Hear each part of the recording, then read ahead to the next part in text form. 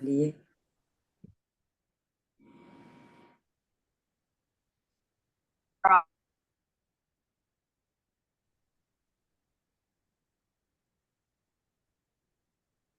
Bonjour. Bonjour. Bonjour. Bonjour. Bonjour. Hop. Bonjour. Bonjour tout le monde. Bonjour. Bonjour. Bonjour. Bonjour.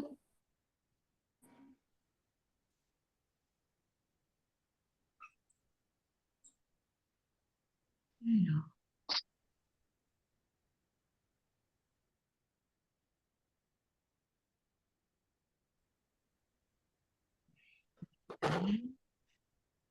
L'oignon humain, Cécile, Pascal Lambert, Lélo. Et tu sais que pour l'instant, il n'y en a aucune. Ça va, Mélinda? Oui, et toi? T'es toute belle dans le verre. T'as remarqué qu'on était tous connectés? Non, j'avais pas capté. Non, je vois ça et j'entends surtout ce que je... Voilà. Et enregistré surtout. C'est chouette, il y a des personnes qui se connaissent. Bon, Élodie vous passe le bonjour en même temps, hein.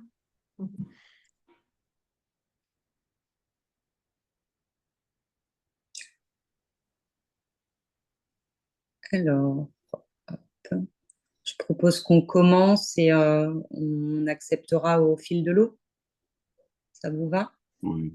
Ah, il y a encore des personnes qui arrivent. Je vais juste admettre. Hop. Eh bien, bonjour à tous. Merci déjà. Donc, on va d'emblée commencer. Peut-être pour commencer, rappeler simplement deux mots sur ce qu'est l'Agence des médecines complémentaires adaptées et évidemment le sens de cet événement. D'abord dire que l'Agence des médecines complémentaires adaptées, c'est un lieu d'expertise dans le domaine des approches complémentaires. C'est une association qui a pour mission de réfléchir, d'agir, d'informer, de démocratiser, qui est composée d'un vaste écosystème de 350 acteurs internes, experts et partenaires et de 15 000 citoyens, avec des activités qui tournent schématiquement autour d'actions sociétales et des actions de terrain, des événements comme celui-ci aujourd'hui et puis des publications. Des activités qui s'adressent à tous les publics, qu'ils soient citoyens comme professionnels, et avec, je dirais, peut-être deux branches d'activités nouvelles qui s'articulent autour de deux jolis partenariats. Le premier qui concerne un congrès en santé intégrative qui se tiendra les 28 et 29 juin prochains à Paris. Et puis le second, une revue scientifique qui est une revue trimestrielle qui s'appelle le Journal de l'hypnose et de la santé intégrative, dont d'ailleurs le premier numéro vient de paraître. J'en profite pour faire un petit peu de pub et on en parlera tout à l'heure. Pour ce qui concerne la conférence qui nous rassemble, alors cette conférence, elle s'inscrit dans le cadre d'un partenariat avec l'association Soignons Humains. Et plus exactement, c'est une conférence qui a été proposée sous l'impulsion d'un de nos experts, David Ballès, qui est parmi nous, qui est aussi membre de cette association et qui nous a demandé de pouvoir proposer une démarche qui apporterait des repères sur le sujet, en sensibilisant à la fois les soignants, publics de cette association, mais aussi en sensibilisant plus largement les professionnels qui sont intéressés par la santé intégrative, pour essayer en tout cas d'initier une réflexion, je dirais, 360 autour des grands enjeux du secteur. Trois grands objectifs, je dirais, pour cet événement. Le premier, permettre de mieux comprendre les approches complémentaires en essayant d'éclairer un petit peu les concepts qui l'articulent, pratiques complémentaires, médecine intégrative, santé intégrative, etc. D'apporter des repères aussi sur les avancées structurelles dans le domaine, en matière de réglementation, de formation, de recherche, d'intégration, et puis d'illustrer un petit peu les propos à partir de dispositifs et d'expériences de terrain, en se centrant sur des initiatives qui, dans ou hors du milieu de soins, pour questionner un petit peu le déploiement de certaines de ces pratiques au bénéfice des soignants, au bénéfice des patients, dans les hôpitaux, dans les EHPAD, dans le secteur associatif. Donc, pour répondre à ces enjeux, nous avons l'honneur d'avoir à nos côtés des acteurs de la santé intégrative, que je vais évidemment laisser se présenter: le professeur Antoine Bioy, le docteur Marie Flotia, la psychologue Chantal Zedet-Saunders et une formatrice en hypnose, ancienne infirmière par ailleurs, Geneviève Perroni. La conférence, elle se déroulera en 3 temps. Donc, on va commencer par un petit tour de table et ensuite, on posera quelques questions ciblées aux experts. Puis ensuite, il y aura pour chacun d'entre eux un petit focus sur leur expérience de terrain pour mettre en lumière certains dispositifs. Et puis enfin, on terminera avec un petit moment d'échange collectif pour peut-être aller plus loin sur des questions-réponses, si tant est qu'on puisse évidemment y répondre. Voilà, donc je vous invite pour l'instant à couper vos micros et puis on les réouvrira bien sûr pour le moment d'échange. Et je propose d'emblée de commencer par ce petit tour de table pour que les intervenants puissent se présenter. Antoine, je te laisse peut-être la parole. Oui, merci Véronique. Bonjour à toutes et tous. Donc, je suis Antoine Bieux, je suis professeur d'université en psychologie clinique et psychopathologie sur l'université de Paris 8. Je suis intervenant hypnothérapeute au CHU de Bordeaux, à l'IMIC. Je vais laisser Marie présenter cet institut tout à l'heure, puisqu'elle en est la responsable. Et puis, je suis également donc responsable scientifique de l'AMCA, d'Hypnosia, qui est un centre de formation en santé, et également auprès de l'UNESCO pour une problématique autour de la santé sexuelle et des droits humains, et rédacteur en chef du journal de l'hypnose et de la santé intégrative, dont on parlera également tout à l'heure. Merci. Marie, tu veux prendre le relais? Oui, merci beaucoup pour cette invitation. Marie Flossia, je suis médecin, je suis donc gériatre et algologue également, spécialiste de la douleur. Je suis actuellement chef de service d'un service qui s'appelle Douleur et médecine intégrative, qui contient plusieurs unités, dont les unités douleurs du CHU, au CHU de Bordeaux, hein, les unités douleurs du CHU de Bordeaux, donc douleur chronique, douleur aiguë, et l'IMIC, l'Institut de médecine intégrative et complémentaire, dont je vous parlerai tout à l'heure, qui est un institut innovant pour la mise en place des thérapies complémentaires dans un hôpital. Geneviève ou Chantal? Donc, je me présente, je m'appelle Geneviève Perrineau. Je suis formatrice dans les EHPAD. J'ai bourlingué depuis pratiquement 30 ans sur toute la France, sauf l'Est, j'irais dire, et les Alpes. Et donc, passionnée aussi par les différences culturelles au niveau du soin. Et formatrice essentiellement en hypnose maintenant, mais spécialisée personnes âgées. Je prends la suite. Bien sûr. Bonjour à tous et à toutes, je suis très contente d'être ici avec vous, parmi vous. Je suis psychologue, psychothérapeute, je suis sur Aix-en-Provence. J'ai eu une expérience professionnelle française et américaine en santé intégrative depuis de nombreuses années. Et je suis en libéral et au sein du centre ressources sur Aix, qui est le centre pilote des centres ressources. Il y en a 8 ou 9, il y a le 9e qui se constitue, qui se forme aujourd'hui, qui se crée de nos jours, là, en ce moment, tout à fait, qu'on accompagne. Et voilà, et je veux vous parler aujourd'hui de cette expérience dans un établissement hors médical, qui n'est pas médical, sur l'aspect des pratiques complémentaires. Voilà, je suis aussi chargée de cours à l'université ici à Aix-Marseille et membre du comité de rédaction de ce fameux journal de l'hypnose et de la santé intégrative. Merci Chantal. Je propose qu'on rentre dans le vif du sujet autour des questions, autour de la définition et de l'intégration des pratiques. Et pour commencer, une question super simple à Antoine. Comment on définit finalement ces pratiques complémentaires et peut-être aussi ces concepts, j'allais dire, connexes de médecine intégrative, santé intégrative, quel que soit finalement le terme qu'on leur donne, parce que je sais qu'il a un sens. Voilà. Comment on pose un peu ce cadre conceptuel? Bah, les trois niveaux, tu les as situés. C'est important de réfléchir en termes de niveau, parce qu'effectivement, parfois, les termes peuvent être piégeants, et puis il y a beaucoup de controverses dessus, donc il faut mieux comprendre effectivement le contenu plutôt que de s'arrêter sur j'aime pas pour les dénominations. Mais globalement, on utilise beaucoup le terme de pratique complémentaire pour finalement désigner l'ensemble des techniques qui vont être là en complément des soins médicaux traditionnels, c'est-à-dire ceux qui sont acceptés de façon conventionnelle par la science médicale et qui sont pratiqués dans l'art médical. Il y a bien sûr une vision globale de la santé qui est proposée par les pratiques complémentaires. La particularité, c'est qu'elles intègrent la dimension corps-psyché, là où bien souvent les approches qu'on va appeler conventionnelles, classiques en médecine, au fil du temps, se sont réduites à la question de l'organe. Je vais un peu vite évidemment pour les contenus, mais globalement, on a une médecine qui est devenue très technicienne et très organiciste, et c'est une très bonne chose parce qu'on a fait des progrès merveilleux en médecine, mais c'est vrai qu'on a perdu la dimension de la globalité, et les pratiques complémentaires permettent de pouvoir revenir un peu sur ces dimensions-là.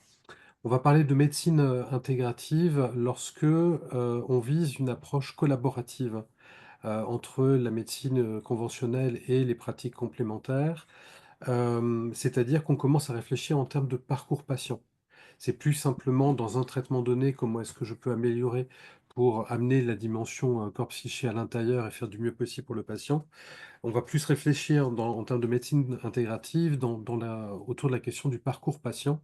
L'objectif étant d'arriver à une approche qu'on dit parfois globale ou holistique. Moi, j'aime bien la dimension de complexe. Moi, je parlerais plutôt de prise en charge complexe, d'intégrer la dimension de la complexité en fait dans le soin, avec des pratiques qui vont être à la fois personnalisées et individualisées, c'est-à-dire tenant compte vraiment des besoins en termes physiologiques, psychologiques et aussi spirituels et sociaux du patient. Ce terme de spiritualité revenant de plus en plus dans le champ de la science, auquel il appartient depuis d'ailleurs pas mal de temps. Et puis le dernier niveau, c'est la santé intégrative. La santé intégrative, c'est finalement la perspective où on va évidemment considérer la question des traitements, la question du parcours patient, lorsque les choses sont difficiles dans la vie de quelqu'un. Mais ce qu'on va appeler santé intégrative, c'est également la question des modes de vie, des environnements, de la manière dont le patient vit au sein de son écosystème et finalement entretient ce qu'on appelle parfois son capital santé. Le terme n'est pas très très beau, mais il désigne en tout cas le fait que la notion de mieux-être, la notion de santé n'appartient pas qu'au champ de la maladie ou de la non-maladie. Il est vraiment présent chez l'individu et constitutif d'un individu. Et donc il va y avoir dans la notion de santé intégrative une dimension systémique, donc vraiment de pouvoir observer l'environnement, l'interaction avec l'environnement, la question du soin si besoin, mais aussi la question de la prévention et la question qui est importante et qui souvent est mise de côté de l'éducation à la santé. C'est-à-dire finalement de familiariser la personne avec cette notion-là, encore une fois, pas simplement autour du normal et du pathologique. Donc voilà, donc les termes peuvent être discutés, ils le sont régulièrement, pratiques conventionnelles, non conventionnelles, etc., etc. Mais globalement, on a ces trois niveaux-là. Pratique complémentaire, médecine intégrative et santé intégrative. Et lorsqu'on comprend voilà, ces trois contenus, on peut dessiner finalement une façon de penser ce que l'on souhaite pour l'être humain demain en ce qui concerne ce fameux capital santé. Merci Antoine. Je ne sais pas si un des intervenants souhaite rajouter quelque chose ou pas et peut-être donner des exemples sur le spectre aussi des pratiques qui incluent justement la santé intégrative. Avec le patient, parce que j'ai pas suffisamment précisé, je suis en train de me rendre compte, il y a une visée donc autour de la complexité, il y a une dimension personnalisée, individualisée, il y a cette collaboration interdisciplinaire, etc. Mais il y a la place du patient aussi qui est très importante là-dedans et d'encourager également la façon dont le patient peut être responsable à la fois de sa propre santé et des choix qui sont faits en santé avec lui. Merci Antoine. Peut-être que je la reposerai après sur la question du spectre des pratiques, qu'elles soient par exemple en médecine intégrative ou en santé intégrative, sur la typologie en fait des pratiques qu'on inclut ou pas. Je ne sais pas si tu veux en dire deux mots. Bah, en tout cas, alors deux mots pour indiquer la difficulté de ça. Souvent, ce qui revient, c'est la science en boussole. Et finalement de considérer que les pratiques, le domaine de la santé, j'en parlerai tout à l'heure un peu pour la formation, le domaine de la santé intégrative serait un champ extrêmement vaste où on pourrait finalement rencontrer toutes les pratiques. Ce qu'on appellerait pratiques complémentaires, c'est lorsqu'il y aurait déjà des niveaux de preuve qui pourraient être atteints. Et la médecine intégrative serait celle qui devrait pouvoir vraiment intégrer les choses en termes de parcours patient du mieux possible, mais aussi de façon très raisonner par rapport aux pratiques de science. C'est évidemment compliqué dans les pratiques complémentaires, pour à la fois des histoires de gros sous. La recherche, ça se finance, on n'a pas toujours les sous pour, à la fois pour des questions méthodologiques. Le NPIS, il n'y a pas longtemps, a établi un certain nombre de critères tout à fait passionnants du point de vue de la recherche, mais qui soulignent aussi la complexité d'avoir des méthodologies complexes, des méthodologies adaptées à ces pratiques-là. Et pour ma part, en tout cas, je suis évidemment d'accord pour réfléchir en termes de science dans la question de quelles sont ces pratiques, quelles sont celles que l'on peut admettre ou ne pas admettre. Mais parler plus, me semble-t-il, déjà de démarche raisonnée. C'est-à-dire qu'on peut avoir une pratique qui semble absolument farfelue et se dire cliniquement, elle semble intéressante. Et il me semble que si on met en place une démarche raisonnée, c'est-à-dire une démarche d'évaluation des effets, de l'impact sur le patient, de ce qu'il y trouve, etc., avant d'aller directement sur la notion d'efficacité, test-retest, est-ce que le symptôme diminue, etc., avoir déjà une démarche rigoureuse et raisonnée me paraît intéressant dans le champ des pratiques complémentaires. L'idéal, c'est que toutes les pratiques arrivent au Saint Graal, hein, la notion d'efficacité telle que je l'ai définie tout à l'heure. Mais en tout cas, le chemin peut être mené de façon rigoureuse et raisonnée, d'une manière intéressante, et il n'y a pas forcément besoin, dans ce cadre-là, me semble-t-il, que tout soit démontré pour que ça puisse être utile. Le cas typique étant bien sûr la sophrologie, pour lesquelles actuellement, ou la, enfin, bon, je ne vais pas me fâcher avec tout le monde de suite, mais en tout cas, donc, je vais rester juste sur la sophrologie en disant que ça serait compliqué de dire en 2025 que la sophrologie ne présente aucun intérêt pour les patients, vu son histoire, vu la place que ça a pris, et en même temps, du point de vue purement scientifique, effectivement, on n'a pas des niveaux de preuve qui sont énormes parce que justement, il n'y a pas énormément de recherche dessus, simplement. Mais il est possible de mettre en place une démarche raisonnée, rigoureuse, pour pouvoir penser les choses, et parfois ça manque. Parfois, ça manque, y compris du côté des praticiens. Il y a une forme de fascination pour une technique nouvelle, assez peu pensée, pas du tout évaluée, mais qui semble être la nouvelle, le nouveau Graal que l'on peut atteindre. Il y a une forme de fascination qui fait qu'on oublie que même un praticien peut évaluer en fait sa pratique. Il peut l'évaluer de façon raisonnée, de façon pragmatique, qu'on n'est pas dans les grands canons de la science, mais que ça permet au moins d'avoir des pratiques qui vont gagner en sécurité par rapport au patient et pour le thérapeute lui-même. Donc il y a une éducation à avoir par rapport à ça. Ensuite, voilà, enfin les pratiques qui sont les plus évaluées et qui ont prouvé leur niveau d'efficacité, on les connaît, hein, c'est l'hypnose, c'est la mindfulness, ce sont certaines techniques de relaxation, c'est l'éducation thérapeutique, toutes les approches psychopédagogiques également sont très très bien évaluées. Voilà, ensuite, on a des niveaux de preuve qui vont être variables pour les autres. Ça ne veut pas dire qu'elles sont inintéressantes, mais en tout cas, le simple fait qu'elles soient fascinantes ne suffit pas effectivement pour les penser au sein d'un parcours patient. Mais enfin bon, ensuite, je vais m'arrêter juste après, mais c'est pour ça que même la question de la formation, elle est importante parce que en formation, un praticien, qui soit professionnel de santé ou pas, il y a très peu de centres de formation qui familiarisent avec cette dimension de comment est-ce qu'on évalue les besoins des patients, comment est-ce qu'on met des red flags, yellow flags, etc. C'est-à-dire vraiment d'avoir des critères qui permettent de dire à peu près où est-ce que je mets les pieds et ce qu'il faudrait faire. Et il y a très très peu de centres de formation qui transmettent ces méthodes d'évaluation. Ils transmettent pour la plupart une technique en disant ô combien c'est formidable. Il y en a très peu, en fait, qui installent le praticien, professionnel ou pas de santé, dans une démarche d'évaluation de ce qu'il fait, alors même que ça garantit une certaine sécurité et un certain regard un peu extérieur sur les avancées de la pratique, quoi. Donc il faudrait aussi, bien sûr, repenser la question de la formation dans ce champ-là. Merci Antoine. Ça permet justement de glisser sur une question pour Marie Fletcher. Finalement, en quoi ces pratiques complémentaires, notamment à l'hôpital, constituent vraiment un outil dans le cadre de la prise en charge des patients hospitalisés? Je vais rebondir un peu, merci pour cette question. Je vais rebondir un peu sur ce qu'a dit Antoine aussi, parce que finalement, la médecine telle qu'elle s'est développée depuis un siècle, elle est très axée effectivement médecine d'organes, médicaments, techniques. Et évidemment que c'était important, et évidemment qu'il y a des choses qui sont capitales dans ce champ-là. Mais pour parler de ce que je connais moi, que sont les personnes âgées, la gériatrie et puis la douleur, c'est bien au-delà. C'est effectivement, on rentre dans le champ de la complexité. Et c'est là, effectivement, que on va avoir la question de la globalité de la prise en charge de la personne et de se dire que le médicament ou le geste technique n'est pas la seule solution qu'on peut apporter.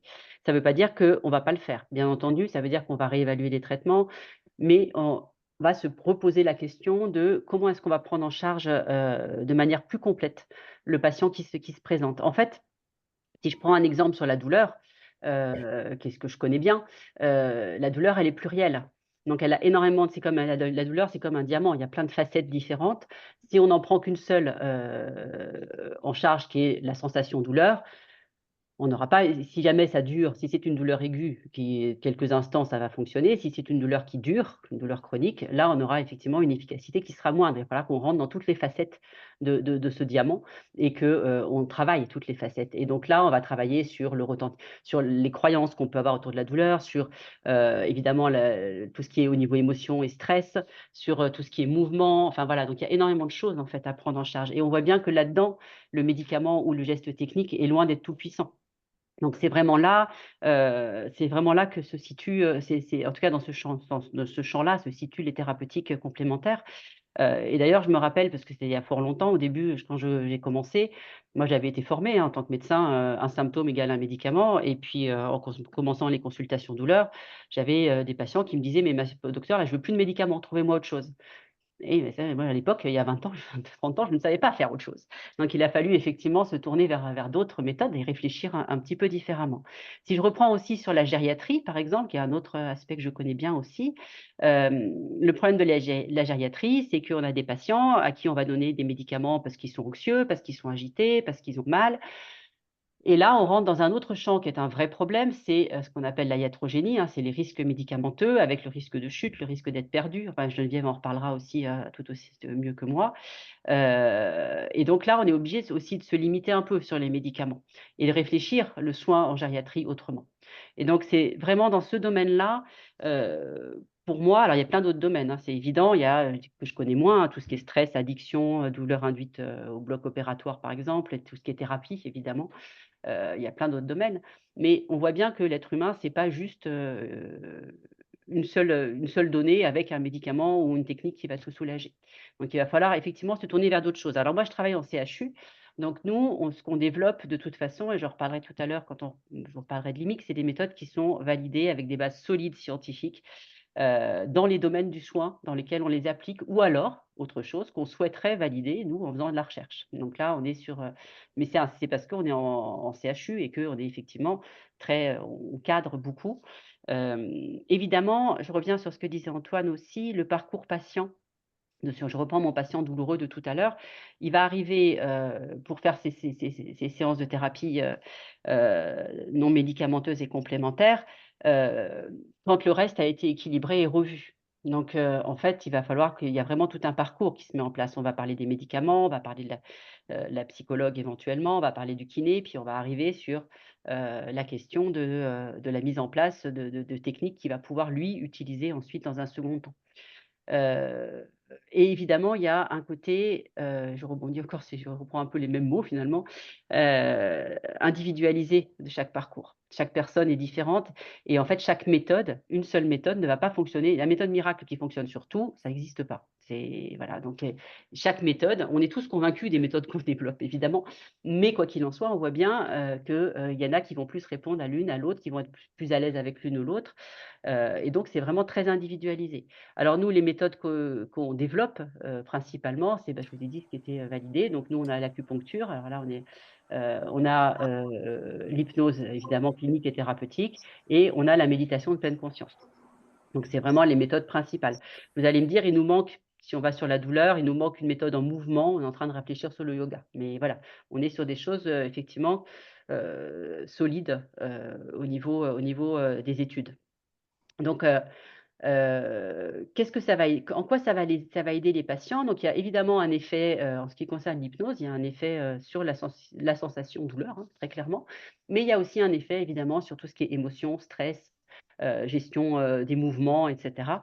La méditation est un peu différente. La méditation, on serait plus, dans l'idée d'amener le patient comme il y a la possibilité d'intégrer la douleur comme un signal parmi les autres et donc d'améliorer par ça la qualité de vie.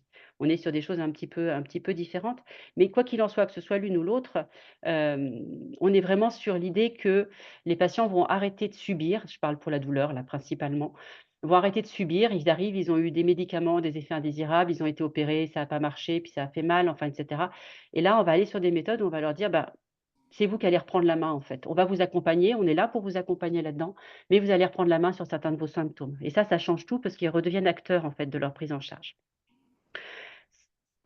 Donc, ça facilite une forme d'autonomisation, en fait, du symptôme. Donc après, toute la question est de savoir comment est-ce qu'on peut trier, comment est-ce qu'on sait vers quelle méthode va aller le patient, telle ou telle méthode. Ça, c'est un champ sur lequel on travaille depuis 2 ans et qui est tout à fait fascinant. Mais je n'ai peut-être pas trop le temps de rentrer dans les détails, donc je vais m'arrêter là. Merci Marie. Du coup, ça fait une jolie transition. Geneviève, je veux bien que tu rebondisses justement sur le secteur de la gériatrie, mais dans un autre univers, on en parlait juste avant, c'est-à-dire l'EHPAD qui est plus un lieu de vie qu'un lieu de soins. Et Absolument. finalement, comment on peut penser l'intérêt de ces approches dans un lieu de vie comme celui de l'EHPAD? C'est en fait revenir au paradigme d'autrefois qui était en fait l'EHPAD, lieu de vie. Et avec toute la technologie qui est arrivée, en fait, on a transformé les EHPAD en mini-hôpital, ce qui n'est pas du tout l'objectif. Alors bien sûr, toutes les nouvelles techniques, il n'y a plus d'escar dans les EHPAD, ce qui est quand même extraordinaire. Mais donc, il faut effectivement qu'il y ait un accompagnement physique d'excellent niveau. Et il faut aussi travailler sur la douleur. Beaucoup de personnes âgées ont des douleurs physiques. Donc là, ce sont des enjeux vraiment très, très importants. Et à travers en fait toute une réflexion justement pour les soignants, on revient en fait à cette notion de ce lieu de vie. Donc il y aura des intérêts effectivement pour les résidents et donc arriver entre autres quand ils sont perdus dans l'espace-temps, parce qu'on a de plus en plus de gens ayant des troubles du comportement, arriver à les apaiser pour diminuer ces actions. Ensuite, il y a aussi un intérêt énorme pour les proches qui sont complètement désemparés devant leurs parents qui ne les reconnaissent plus. Et donc, ça permet aussi, lorsque les équipes ont intégré certains outils, aider, donc c'est faire aussi de l'éducation pour les familles ou les proches. Et dans un troisième niveau, c'est aussi apporter beaucoup plus de sérénité aux équipes qui, jusqu'à présent, fonctionnent toujours un petit peu sur le concept de Monsieur Propre.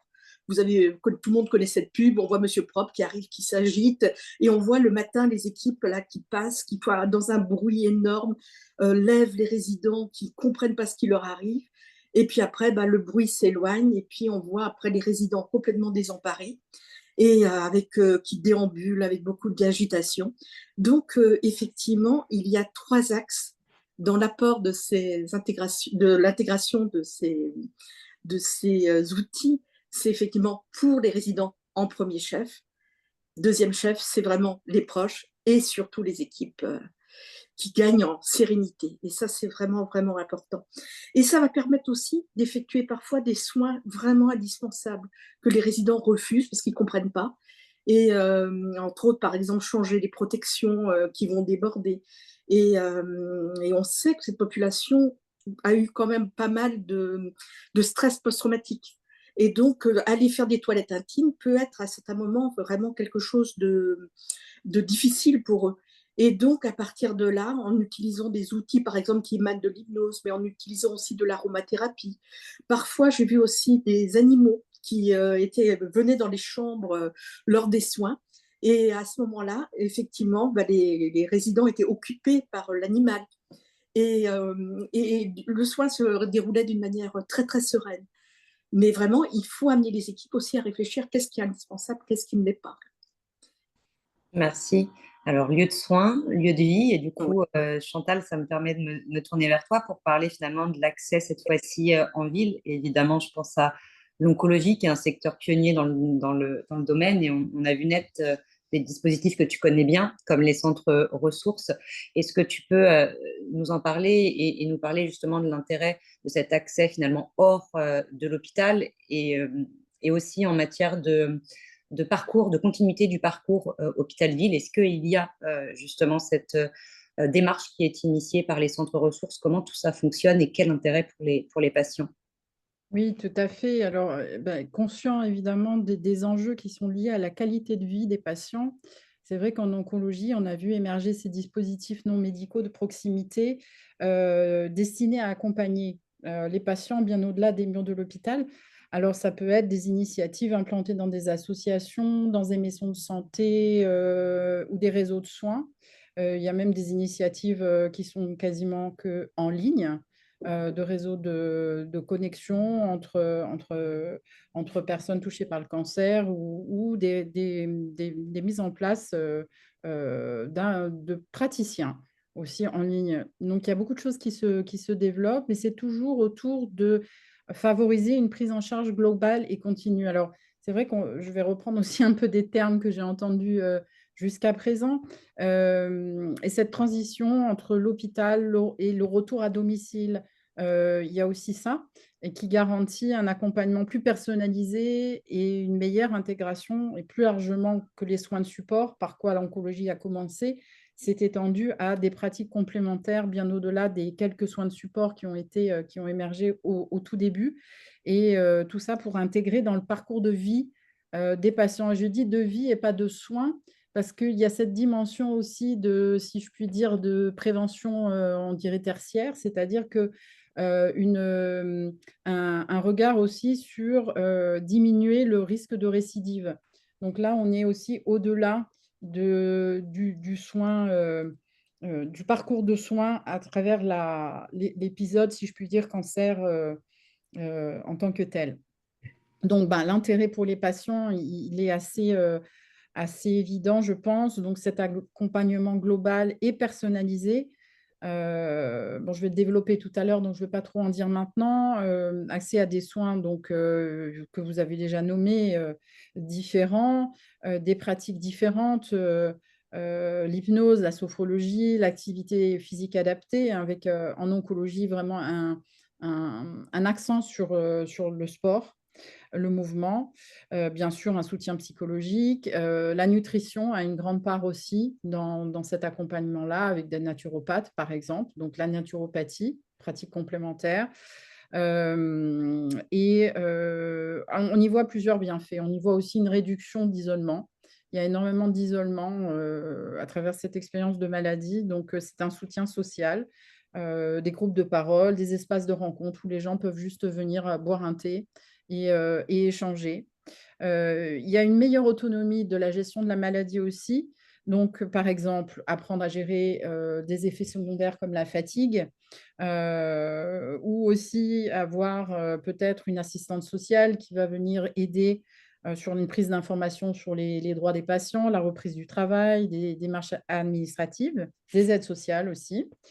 Et un accompagnement au long cours, donc après les traitements dont je vous parlais tout à l'heure quand je parlais de prévention tertiaire, prévention des rechutes, suivi post-cancer, à travers des programmes donc, qu'on peut appeler de réadaptation, de bien-être, avec un retour progressif à la vie quotidienne. Alors, l'impact de la continuité du parcours, oui, il y a un lien renforcé entre les professionnels de santé et les structures locales. En tout cas, on essaye. Entre les hôpitaux de la région, les cliniques et l'association, mais toutes les associations et toutes les démarches de ce type dans la région. Donc, collaboration entre les oncologues, les médecins généralistes notamment, qui essayent, qui tentent de faire le lien. S'il y a un psychologue ou un psychiatre ou un gériatre, des praticiens de soins différents. On essaie de mettre une fluidité dans ces échanges-là. Il y a une prise en charge aussi qui est pour le patient intégré et sans rupture. On essaie qu'il y ait ce lien entre l'hôpital et hors mur de l'hôpital. Une meilleure articulation, en tout cas, entre le médical et le non médical.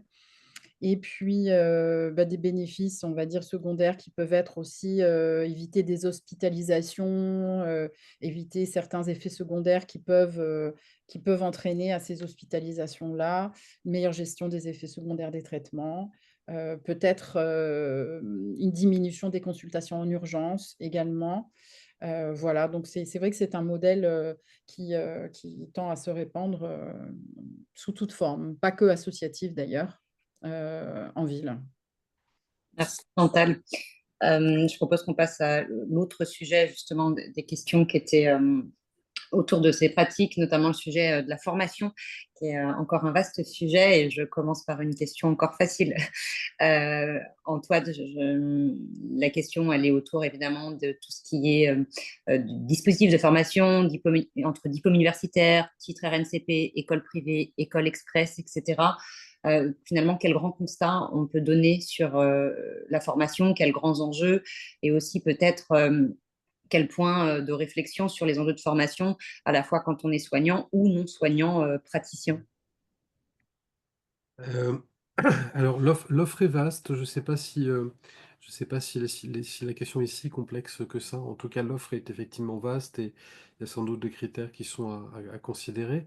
Globalement, donc, il y a les diplômes universitaires. Essentiellement, c'est des DU, des DIU. Enfin, il y a différents acronymes qui peuvent exister.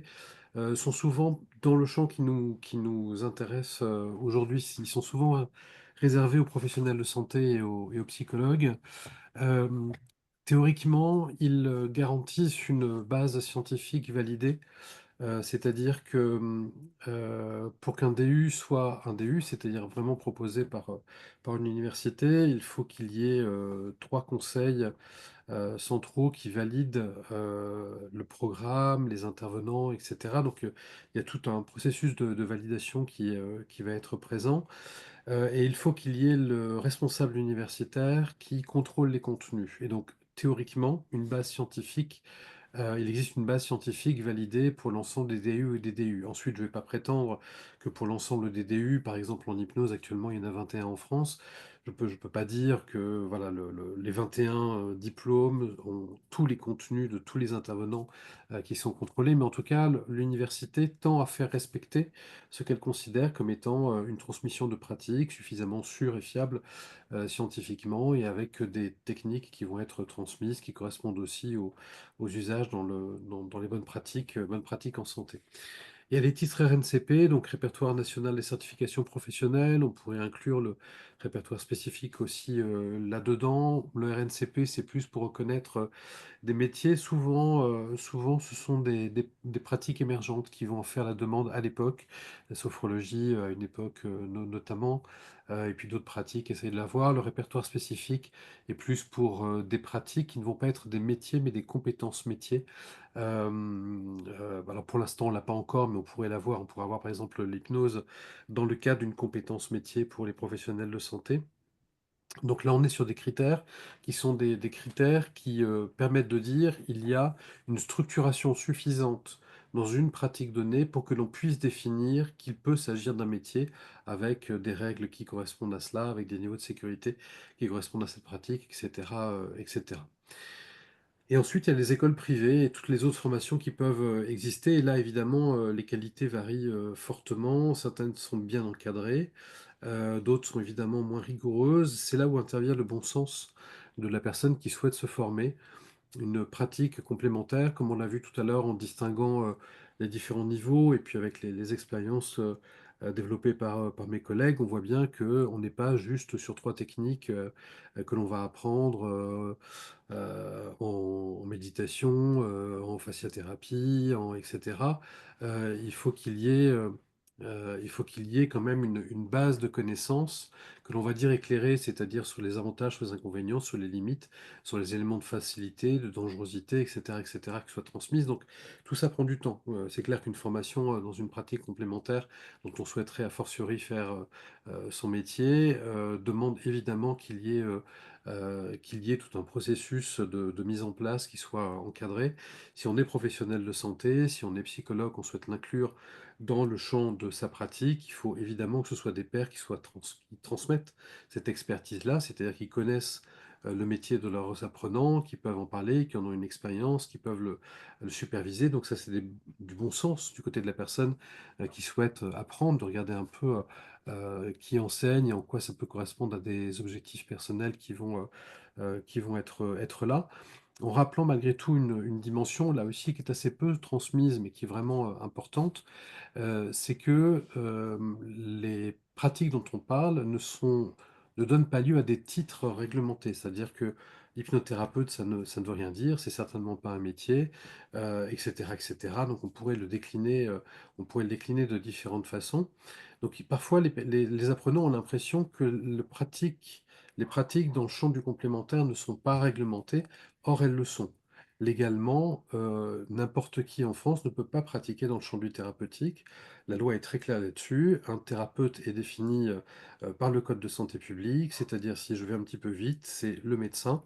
Par délégation, un certain nombre de paramédicaux. Il y a le champ des compétences propres qui sont également précisées par la loi. Et il y a l'exercice psychothérapeutique qui correspond là aussi à une pratique réglementée. Et ce sont de droit les psychologues cliniciens et les psychiatres. D'autres personnes, les médecins non psychiatres, les psychologues non cliniciens, mais d'autres pratiques également, y compris la population sans cette base-là, peut devenir psychothérapeute et exercer une pratique quelle qu'elle soit, mais à ce moment-là, le décret donne des volumes horaires d'enseignement dans telle ou telle thématique. Et donc, être thérapeute, en fait, correspond légalement à une activité qui est protégée par la loi. Donc, les titres ne sont pas protégés pour la plupart. Les titres, en fait, sont les titres infirmier, docteur en médecine, psychologue, psychothérapeute. Eux sont protégés. On a l'impression que parce que l'on fait une autre pratique, du coup, on est hors cadre réglementaire. Non, on n'est pas hors cadre réglementaire. On continue à répondre à la loi de son pays. Et ça, c'est important d'avoir ça en tête et de se dire, OK, qu'est-ce que je souhaite apprendre? Et si réellement, par exemple, je veux avoir une pratique psychothérapeutique avec une méthode quelle qu'elle soit, mais qui correspond à ce qui nous intéresse aujourd'hui, c'est-à-dire à ce champ intégratif, à ce moment-là, ça veut dire qu'il faut répondre aux exigences du décret pour devenir psychothérapeute. Quel est l'intérêt en fait de rappeler ça? C'est de rappeler que parce que précisément il s'agit de pratiques complexes, comme on l'a indiqué tout à l'heure, la formation veut dire aussi que c'est une formation qui est centrée sur la clinique de la complexité. Ce n'est pas un symptôme, une technique. C'est pas des analogues médicamenteux. C'est pas j'ai un symptôme, je porte une aiguille à cet endroit-là. J'ai un symptôme, je fais un toucher massage à cet endroit-là. J'ai un symptôme, je vais faire un script d'hypnose de cette façon, ça ne fonctionne pas comme ça. C'est une certaine approche du sujet, une certaine philosophie du sujet et de la notion de santé au sein de ces pratiques. Et donc, ça demande un apprentissage qui est un apprentissage assez long, mais qui doit aussi être extrêmement rigoureux sur la question de la sécurité des patients pour ne pas qu'il y ait des retards de prise en charge et d'avoir évidemment les apprentissages en termes de, de, de, de transmission qui soient les plus qualitatifs possibles. Et donc, ça veut dire aussi que, comme je disais tout à l'heure, en fait, effectivement, ces offres-là que l'on peut caractériser de formation, en fait, les critères actuels sont pas si complexes que ça, mais l'offre est effectivement une offre pléthorique et sans doute que il faut réfléchir déjà aux enjeux de demain, c'est-à-dire d'arriver à structurer, intégrer et à sécuriser l'offre de formation pour que les personnes puissent pratiquer qui l'activité thérapeutique, s'il s'agit de ça, selon les règles que j'ai rappelées tout à l'heure, qui d'une activité, mieux-être, accompagnement, notion de santé intégrative, sans être dans la question de la gestion de la maladie pour d'autres personnes. Le premier enjeu, c'est probablement harmoniser et reconnaître justement ces formations, d'arriver à structurer l'offre de formation, d'arriver à des certifications qui ne soient pas que des certifications qualité comme Calliope. Beaucoup de centres de formation disent j'ai Calliope, regardez, je suis un bon centre. Calliope ne vérifie pas les contenus de formation. Calliope vérifie qu'un futur apprenant a les informations pour bien choisir un centre de formation en fonction de ses objectifs. Donc ces certifications qualité, sans doute qu'il faudra arriver vers des niveaux de certification qui soient plus sur les contenus et des contenus effectivement avérés au sein de telle et telle pratique. La deuxième dimension en termes d'enjeu, c'est probablement intégrer les pratiques complémentaires au sein même des parcours de santé.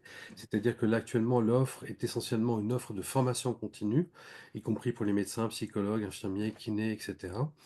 L'idée serait probablement d'intégrer dès les formations initiales des approches, des sensibilisations. Ça commence à être fait pour les médecins avec notamment l'item 327 qui doit beaucoup au travail du professeur Julien Nizar. Et donc, depuis maintenant 2 ou 3 ans, tous les internes en médecine ont un item obligatoire qui porte sur les pratiques complémentaires. pour les sensibiliser à c'est quoi l'hypnose, c'est quoi la méditation, c'est quoi l'acupuncture, etc. Et donc il faudrait vraiment que, pour une sage-femme, pour un kiné, pour un infirmier, dès la formation initiale, il y ait effectivement ces formations qui soient là, présentes, en tout cas les sensibilisations qui soient là, ne serait-ce que pour bien orienter leurs patients aussi. Parce que c'est pas évident quand on a un patient qui, par exemple dit: «Bah, voilà», même si mettons que je travaille en oncologie et puis j'ai le patient qui me dit: «Mais, j'ai ma chimio, j'ai mes prescriptions qui sont faites. J'aimerais, j'ai vu que la phytothérapie pourrait m'être, utile, qu'est-ce que vous en pensez?» C'est clair que si j'ai pas de sensibilisation à cette dimension-là, si je sais pas très bien quelle est la phyto, si je sais pas à qui orienter, ça va être compliqué de donner une bonne indication à ce patient-là. Et donc l'idée n'est pas de faire que tout le monde soit des praticiens, c'est de dire qu'il y ait au moins une sensibilisation suffisante pour pouvoir orienter, pour pouvoir utiliser quelques bases de techniques, de façon aussi à aller plus loin lorsque nécessaire. Et bien sûr, il faut aussi développer la recherche et l'évaluation scientifique, puisque c'est ça qui doit être transmis, c'est-à-dire tout ce qui est pratique, fondé sur une démarche rigoureuse pour aller chercher le savoir sur les effets là où il se trouve. Et le quatrième et dernier niveau, c'est bien sûr réguler et protéger les patients. Les personnes non suffisamment qualifiées, parfois charlatans, existent dans tous les métiers, qu'ils soient des métiers réglementés ou non réglementés. Et donc, dans tous les cas de figure, pratique complémentaire ou pas pratique complémentaire, il est aussi important de pouvoir réguler ces pratiques, de pouvoir les protéger les patients le cas échéant. Là, globalement, les gens ne sont embêtés que sur dénonciation ou sur plainte de patients. Même lorsque l'on sait qu'ils ont des pratiques qui sont des pratiques déviantes, il faut sans doute appliquer la loi, elle existe, il ne faut pas attendre la loi, il faut pouvoir l'appliquer et qu'il y ait de cette façon-là aussi des contenus en termes de formation qui soient transmis sur ce qu'il est possible de faire et de ne pas faire. Merci Antoine. Ça me permet justement de glisser sur une autre approche de formation ou de sensibilisation, je ne sais pas comment l'appeler. Je pense évidemment au CHU de Bordeaux qui a initié une démarche de formation auprès des soignants. Marie, finalement, quel sens et quel intérêt a cette démarche et au-delà, finalement, est-ce que ça en fait des soignants qui sont hypnothérapeutes, par exemple, c'est formé à l'hypnose, ou est-ce que ça en fait des soignants avec des outils de l'hypnose qu'ils utilisent en fait dans le cadre de leur pratique? Oui, alors en fait, il y a plusieurs aspects dans la question, et puis ça va me permettre aussi de continuer sur ce que dit Antoine. Juste pour info, par exemple, dans les études de médecine, là, depuis 4 ans maintenant, sur la quatrième année et sur la cinquième année, les étudiants en médecine ont des cours optionnels. Alors, ils viennent toujours, mais ça reste des optionnels. Mais par exemple, ils ont 20 heures sur la méditation et 20 heures sur l'hypnose. Et donc, ça fait partie, on commence hein, petit à petit. Alors, c'est à Bordeaux, hein, c'est l'université de Bordeaux, mais il y en a d'autres.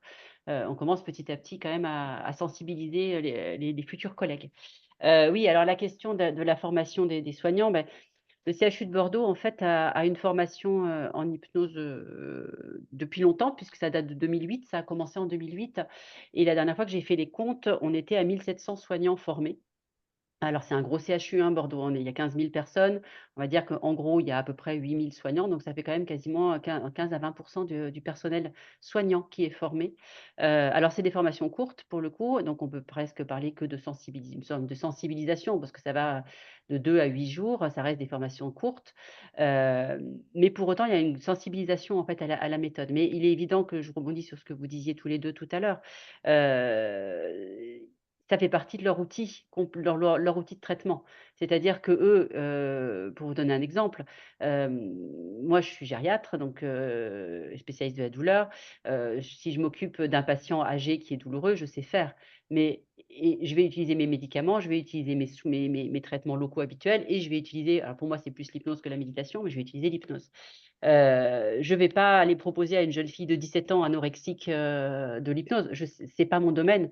Je ne connais pas le diagnostic, je ne connais pas les traitements, je sais pas faire. Donc on va se limiter en fait à notre domaine de compétences et c'est ce qui se passe au CHU de Bordeaux sur les soignants qui sont formés. C'est utilisé au bloc opératoire pour les infirmières anesthésistes, c'est utilisé, aux urgences évidemment, réduction de luxation d'épaule et cetera. Mais chacun est vraiment dans son domaine de compétences. Ça, c'est principalement, sur l'hypnose. Après, ce qui est intéressant aussi, donc c'est quelque chose qui qui est bien connu dans l'hôpital. Et c'est d'ailleurs parce qu'il y avait ce terreau très fertile initial de personnes sensibilisées. Et donc, vous vous doutez bien que quand on en est à former autant de monde, la direction est également sensibilisée à la question. C'est ce qui permet après d'arriver à monter des instituts de santé intégrative médecine intégrative en étant suivi en fait par tout un hôpital qui sait de quoi on parle, en tout cas en ce qui concerne l'hypnose. En ce qui concerne la méditation de pleine conscience, on a formé aussi beaucoup de monde. C'est plus récent, donc ça date de 2017, c'est un peu plus récent. Donc actuellement, quand j'ai refait les comptes, on est plutôt autour de 800-900 personnes, ce personnel hospitalier formé. Mais là, c'est compliqué parce on n'est pas vraiment dans de la formation, parce que quelqu'un qui a fait un cycle de méditation, il ne va pas pouvoir enseigner derrière. Un cycle, apprendre à être enseignant en méditation, ça prend du temps. En tout cas, c'est pas avec 8 semaines de formation de méditation, enfin 8 semaines, c'est des cycles qui durent 8 semaines, 2h30 par semaine pendant 8 semaines, qu'on va pouvoir être enseignant de méditation. Donc, il faut quand même un certain parcours. Et donc là, on est plus dans la prévention primaire de gestion du stress et de l'anxiété, etc., du personnel hospitalier. Donc, on est sur quelque chose qui est plus pour eux. Donc, c'est toujours la complexité avec la formation, avec la méditation, pardon, de savoir si on est dans la formation ou dans la prévention et de la santé, pour le coup, de la santé intégrative et du soin primaire. Mais quoi qu'il en soit, voilà, c'est des choses qu'on développe beaucoup. Et je ne sais plus, je voulais dire encore une dernière chose, mais j'ai oublié. Ça fait. Oui, voilà. Et ce que je voulais dire aussi, c'est que on travaille beaucoup, nous aussi, avec des groupes de soignants, de personnel hospitalier. Et ça permet aussi l'esprit groupe pour les soignants est vraiment très important aussi. Donc ça fait partie aussi de la façon de travailler ces formations-là. Et puis le grand intérêt, évidemment, eh bien, c'est ce que vous avez dit tout à l'heure tous les deux, c'est que du coup, les soignants, ils savent de quoi ils parlent quand les patients leur en parlent. Et ils savent de quoi il est question. Et ils savent accompagner les patients, même s'ils n'ont pas forcément les référentiels exacts, ils savent vers qui se tourner pour avoir les référentiels, savoir vers qui aller, etc., etc. Et donc, en fait, quand on avait développé, alors pas l'hypnose, mais quand on avait développé la méditation, donc je vous ai dit, on a commencé en 2017. L'idée, c'était évidemment que les gens prennent soin d'eux, ça c'était évident, mais c'était aussi qu'ils sachent de quoi on parle et ce que c'est que ces méthodes-là. Et puis petit à petit, qu'ils montent des projets de soins et des projets de recherche. Et c'est ce qui arrive en fait actuellement. Donc c'est vraiment, voilà, ça commence à imprégner vraiment par tous les niveaux finalement, à la fois par l'accompagnement aux patients, mais aussi par le mieux-être au travail. Ça commence à imprégner le mode de fonctionnement, je trouve, des soignants. Voilà. Merci Marie. Du coup, question analogue pour Geneviève, ou je la poserai en tout cas différemment. Est-ce que tu penses que les soignants en EHPAD, pour le coup, sont suffisamment sensibilisés à cette question, puisque la place du relationnel, du non médicamenteux, elle est évidemment centrale, mais pour autant, est-ce qu'ils sont suffisamment sensibilisés et formés à ces approches complémentaires et pour toi, finalement, quel enjeu en la matière? Oui, en fait, il y a vraiment une appétence, surtout pour l'hypnose dans les EHPAD. Je peux l'observer au niveau national et dans les différentes régions. Et en fait, je trouve que les soignants, on cherche de par eux-mêmes, puisqu'effectivement, la part de la formation continue dans les EHPAD est quand même pas suffisamment importante, liée ne serait-ce qu'à l'absence du personnel et au turnover dans les équipes qui est vraiment majeur. Et ça commence en fait parce que déjà dans les IFAS, dans les instituts de formation d'aides-soignants et infirmiers, il y a en fait une sensibilisation aux interventions non médicamenteuses. C'est vraiment fait en fin de formation, ce qui leur donne quelques notions. Et puis ils commencent aussi à voir lors de leur stage, entre autres hospitaliers, comment ça fonctionne. Et petit à petit, en fait, ils s'imprègnent. Je trouve qu'ils lisent aussi beaucoup sur les sites Internet, mais avec tous les risques aussi de dérive, parce que sur Internet, il y a aussi des choses totalement inadéquates. Et en fait, la notion, c'est après, ils demandent des formations continues.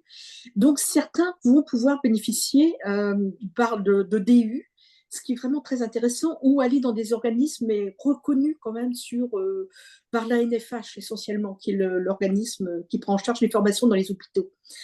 Et après, ça commence à se diffuser. Mais quand il y a une seule personne formée dans l'équipe, elle va mettre en place très, très rapidement les outils, mais étant toute seule, en fait, rapidement, sa compétence va s'étioler parce qu'il n'y a pas de rebond du reste de l'équipe.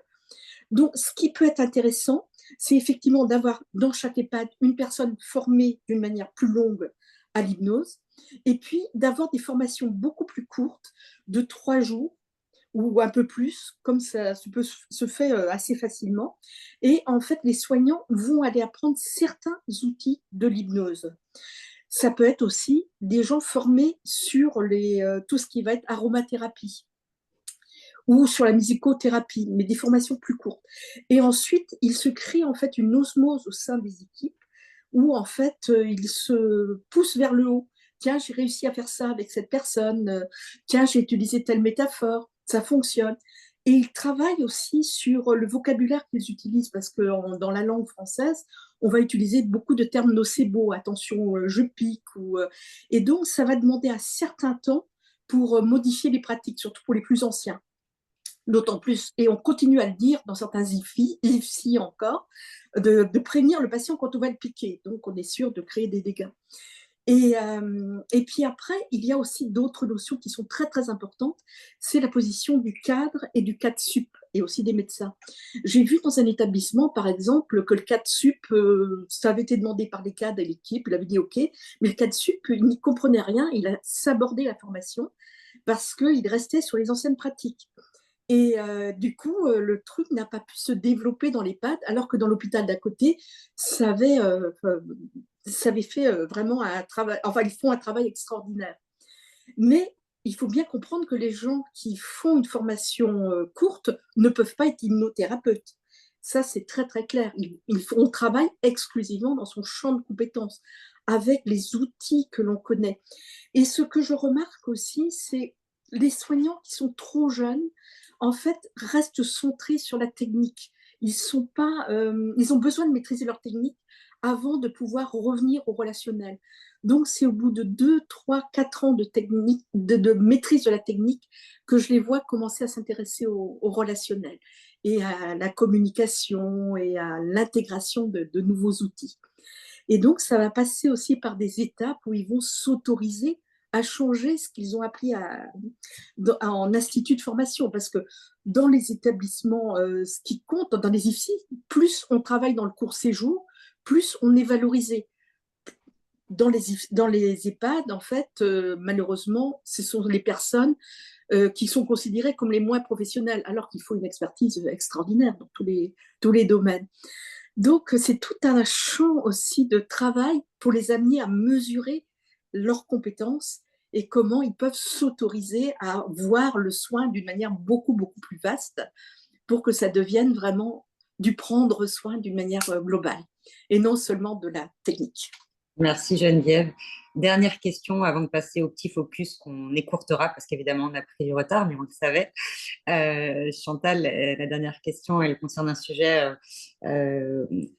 autour duquel on a beaucoup échangé. Il concerne plutôt les praticiens qui ne sont pas soignants cette fois-ci, notamment en matière pas de formation initiale, mais les enjeux qui tournent autour des spécialisations, des supervisions des praticiens pour qu'ils puissent aussi avoir une place adéquate et optimale dans le champ de la santé, si tant est qu'il y ait des spécialisations et des supervisions. Est-ce que tu peux nous en parler un petit peu? Oui, je vais essayer d'être brève et pas développer sur les points qui ont déjà été développés. Effectivement, pour reprendre juste les thèmes, la diversité des formations et des parcours, c'est quelque chose auquel on est confronté quand, par exemple, nous recevons des candidatures au sein de l'association de praticiens. Effectivement, regarder leur formation, mais est-ce que aussi ils ont une expérience en oncologie, par exemple? Donc, on est dans un champ de compétences et en plus, il y a une spécificité à l'oncologie, comme il y en aurait pour d'autres domaines. On a entendu Marie parler de la gériatrie, mais cardiovasculaire ou autre. Voilà, donc c'est complexe. Il y a aussi un manque donc d'uniformisation pardon, des formations et des compétences. Et la spécialisation est variable d'un praticien à l'autre, ce qui rend vraiment compliqué cette appréciation-là, en dehors même des formations. évaluer une formation quand on n'est pas dans dans la formation. Ça devient très, très compliqué et on s'y prend à vraiment plusieurs, avec aussi un médecin oncologue, enfin voilà, un comité en fait. On passe beaucoup, beaucoup de temps à cette évaluation-là. Et puis, oui, je crois qu'il y a aussi un défi au niveau de la crédibilité scientifique et l'importance de la recherche, de la clinique hein, aussi par rapport à tout ça. Et un besoin de formation continue, chacun dans nos spécialités. Je pense que ça, c'est très nécessaire. De mise à jour régulière des connaissances. Et puis, si les personnes aussi naviguent entre plusieurs approches thérapeutiques, ça devient absolument nécessaire. La reconnaissance professionnelle et institutionnelle est aussi bien sûr à renforcer. Et au niveau de la supervision, c'est quand même une garantie éthique et professionnelle. Je pense qu'elle peut être considérée comme un processus d'accompagnement formatif qui assure une qualité et une éthique dans la pratique clinique qui est assez nécessaire. Mais elle contribue aussi à l'autorégulation émotionnelle du praticien, en dehors de la réflexion et de la prise de recul qui est nécessaire pour une pratique efficace et éthique. Mais il y a aussi en institution ou hors institution, c'est valable aussi pour nous en association, un besoin de supervision, de covision dans des contextes complexes. Donc la psycho-oncologie en est une, mais la psychiatrie, par exemple, aussi. Il y a des enjeux cliniques et éthiques qui sont assez élevés. Et puis, pour les praticiens aussi, pour maintenir une démarche, professionnelle, de développement professionnel et aussi personnel et garantir une qualité des soins, alignée avec les standards de la pratique de chacun, bien sûr. Donc, c'est, un espace de réflexion, de recul pour mieux comprendre les dynamiques des bénéficiaires, ajuster les interventions, prise de conscience aussi des biais personnels, parce on en a et aussi éviter, un épuisement professionnel puisque c'est un lieu aussi où il peut être déposé une charge émotionnelle dans la complexité des cas et des pratiques et des personnes qu'on accompagne. Voilà, il manque beaucoup de structures de supervision. Ce n'est pas quelque chose qui est tellement développé, je trouve, dans notre pays ici. Ce qui est intéressant aussi, c'est une supervision qui peut englober justement dans des centres où il y a plusieurs pratiques complémentaires, justement des supervisions avec plusieurs praticiens de spécialités différentes pour développer sans devenir le praticien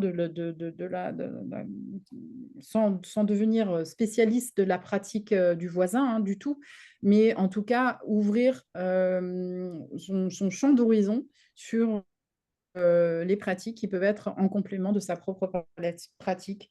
Et ça, c'est intéressant d'avoir ce regard croisé pour une meilleure approche et un meilleur soutien, je pense, des personnes bénéficiaires de toute structure. Voilà ce que je peux dire à peu près très rapidement sur ça et sur aussi la posture professionnelle qui est vraiment importante. Merci Chantal. Je propose qu'on glisse vers les focus, peut-être qu'on puisse les écourter collectivement pour laisser un petit temps d'échange. Et je propose qu'on commence justement par un dispositif concret. Antoine, si tu veux bien présenter la revue scientifique, le journal de l'hypnose et de la santé intégrative, ce qui est aussi le moyen de parler quelque part de la recherche finalement de la mise en lumière des recherches dans le domaine des approches complémentaires. Tu viens de tout dire, donc c'est super. L'idée est effectivement d'avoir un lieu dans lequel il puisse y avoir alors une rencontre en fait entre la pratique et les sciences, c'est-à-dire que euh, la science doit pouvoir guider les pratiques, mais les pratiques doivent aussi guider la science, c'est-à-dire dans quelle direction aller voir, quoi aller voir, qu'est-ce qu'il est intéressant d'aller voir. Et donc le journal de l'hypnose et de la santé intégrative aux éditions du No, dont le premier numéro donc vient de sortir, et vraiment un espace voulu de dialogue entre les cliniciens et les chercheurs, établir un certain nombre de ponts, avec la particularité qu'il s'agit d'une revue online, en tout cas disponible pardon, en numérique sur le site kern.info, qui a un bouquet santé disponible. Et donc on peut s'abonner à la revue. 39 € pour 4 numéros par an, de façon à pouvoir précisément avoir accès à ces contenus qui est pour un public de professionnels au sens large. On y trouve des articles scientifiques et cliniques sur l'utilisation notamment de l'hypnose en médecine, mais pas que, des réflexions théoriques et méthodologiques sur les processus. Et je disais tout à l'heure que, notamment dans le champ de l'information, il est important de pouvoir transmettre des éléments, y compris de science, et parfois ces éléments ne sont pas connus. Par contre, il existe des éléments transversaux qui sont connus. La question de l'alliance thérapeutique, la question de l'empathie, la question également de l'effet placebo, hein, qui est souvent vécu comme étant une injure, alors qu'en fait, c'est un vrai effet noble, thérapeutique, présent dans toutes les pratiques. Et donc, le fait d'avoir aussi des articles qui discutent de ça est aussi utile pour pouvoir le renvoyer à nos pratiques, des retours d'expérience de terrain, à la fois des praticiens, mais aussi des patients. Et puis une ouverture, bien sûr, à des pratiques complémentaires, voilà, le plus largement possible, et notamment dans les dossiers, puisqu'il y a un dossier thématique par numéro, dont l'objectif est précisément de pouvoir montrer l'intérêt de plusieurs pratiques dans ce champ-là. Et c'est l'oncologie intégrative qui a commencé, voilà, qui a inauguré ce premier numéro. L'idée donc, c'est de pouvoir à la fois structurer, aider en tout cas à structurer, à crédibiliser la pratique de l'hypnose et des autres pratiques complémentaires, faciliter le dialogue entre les disciplines et de pouvoir développer une réflexion critique et éthique. L'idée n'est pas de dire ce qui est formidable ou ce qui ne l'est pas, elle est de pouvoir entrer dans les limites, dans la complexité. Encore une fois, c'est un terme important, on l'a répété plusieurs fois, dans le champ de la complexité. Complexité veut dire qu'il faut penser les démarches, il faut penser les interventions, il faut pouvoir avoir un regard à la fois distancié et aussi d'acteur sur ce qui peut être mis en place, et des apports peut-être plus conceptuels comme ceux que peuvent proposer cette revue sont évidemment utiles. Donc l'idée, c'est de pouvoir à la fois approfondir les connaissances, découvrir des applications concrètes qui peuvent exister, s'intéresser à différents protocoles cliniques qui peuvent être développés de façon à pouvoir proposer une approche moderne de la médecine au sens générique du terme et des soins psychologiques. Et donc c'est kern.info sur lesquels on peut trouver les choses.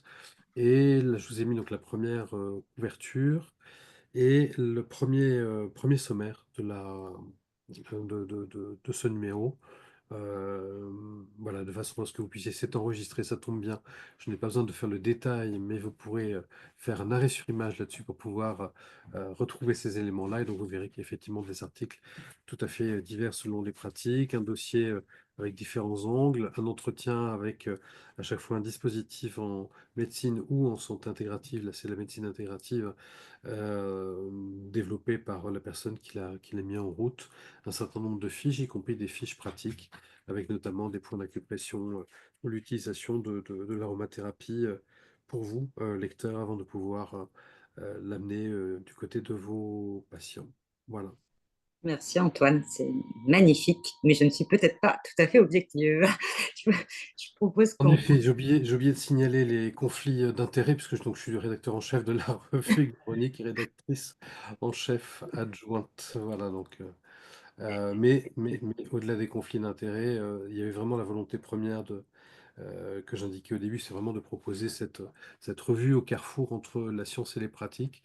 Parce que je te prends encore 10 secondes, Véronique, excuse-moi, mais il y a toujours une difficulté quand on est du côté de la science, qui est mon cas à l'université, de se rendre compte que même lorsque on arrive à trouver quelque chose en disant cette pratique-là, de cette manière-là, est plus efficace ou plus pertinente que la même pratique amenée autrement, c'est toujours un peu décevant de voir que les praticiens restent en fait beaucoup sur ce qu'ils ont appris dans leurs écoles, et que la science en fait a beaucoup de mal à venir modifier les pratiques, alors même qu'elle a des choses qu'elle peut dire, d'où l'intérêt de ce que disait Chantal tout à l'heure, hein, d'actualiser tout le temps, tout le temps, tout le temps ses connaissances. Et de l'autre côté, il est parfois difficile de voir combien certains collègues, et peut-être moi sur certains thèmes de la science, a du mal à entendre l'intérêt que peut avoir certaines pratiques et parfois on peut avoir tendance aussi à un peu rapidement se pincer le nez en disant non mais ça c'est forcément de la pseudo-science, c'est forcément des trucs ésotériques donc on n'y va pas,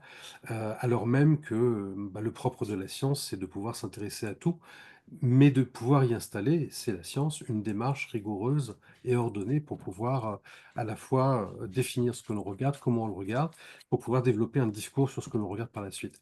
Et donc des deux côtés, il y a parfois une difficulté de dialogue, et cette revue essaye modestement de, voilà, de croiser un petit peu les deux.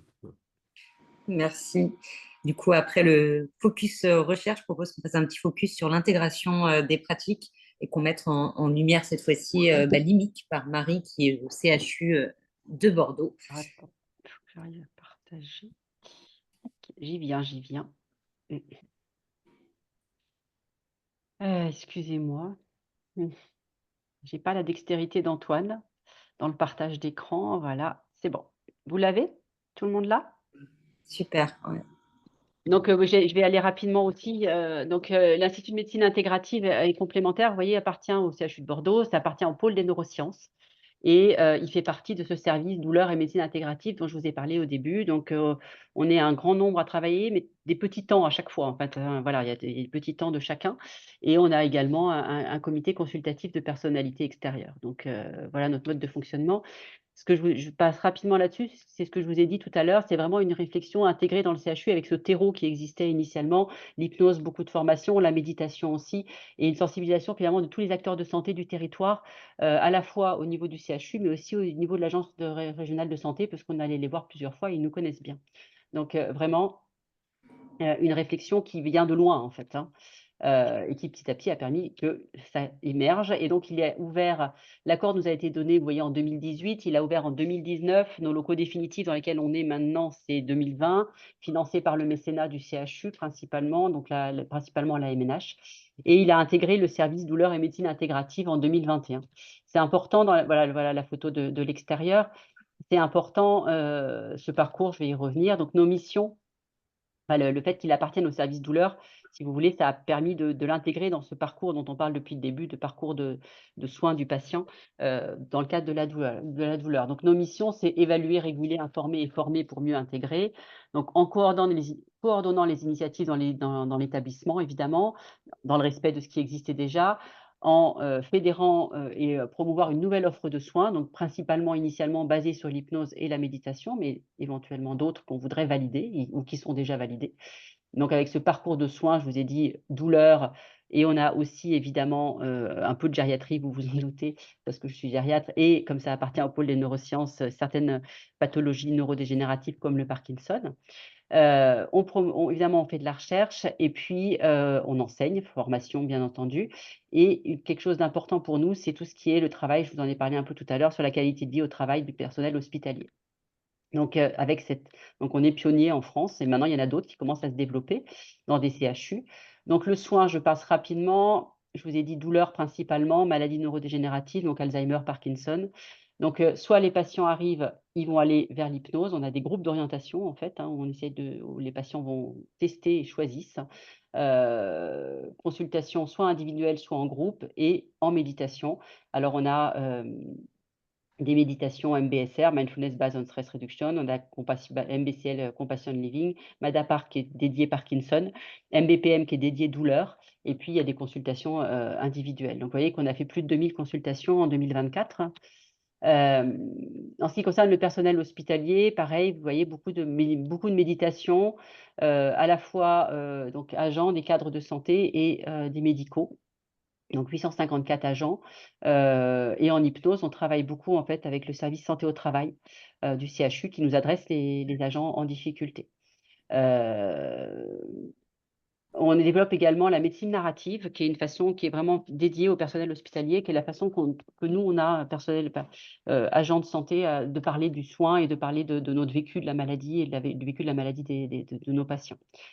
Donc, on a fait évidemment des petites études, vous vous en doutez, pour évaluer l'impact que tout cela avait sur le personnel. Et effectivement, ça fonctionne bien, très bien même. Et ce qui nous avait surpris, d'ailleurs, je reviens juste en arrière, c'est que les gens, même 4 ans après, continuent à utiliser la méditation de manière régulière et 60% plus d'une fois par semaine, on était plutôt satisfaits, on s'attendait pas, en tout cas surtout chez les médecins, on ne s'attendait pas à ce qu'ils soient plus aussi impliqués.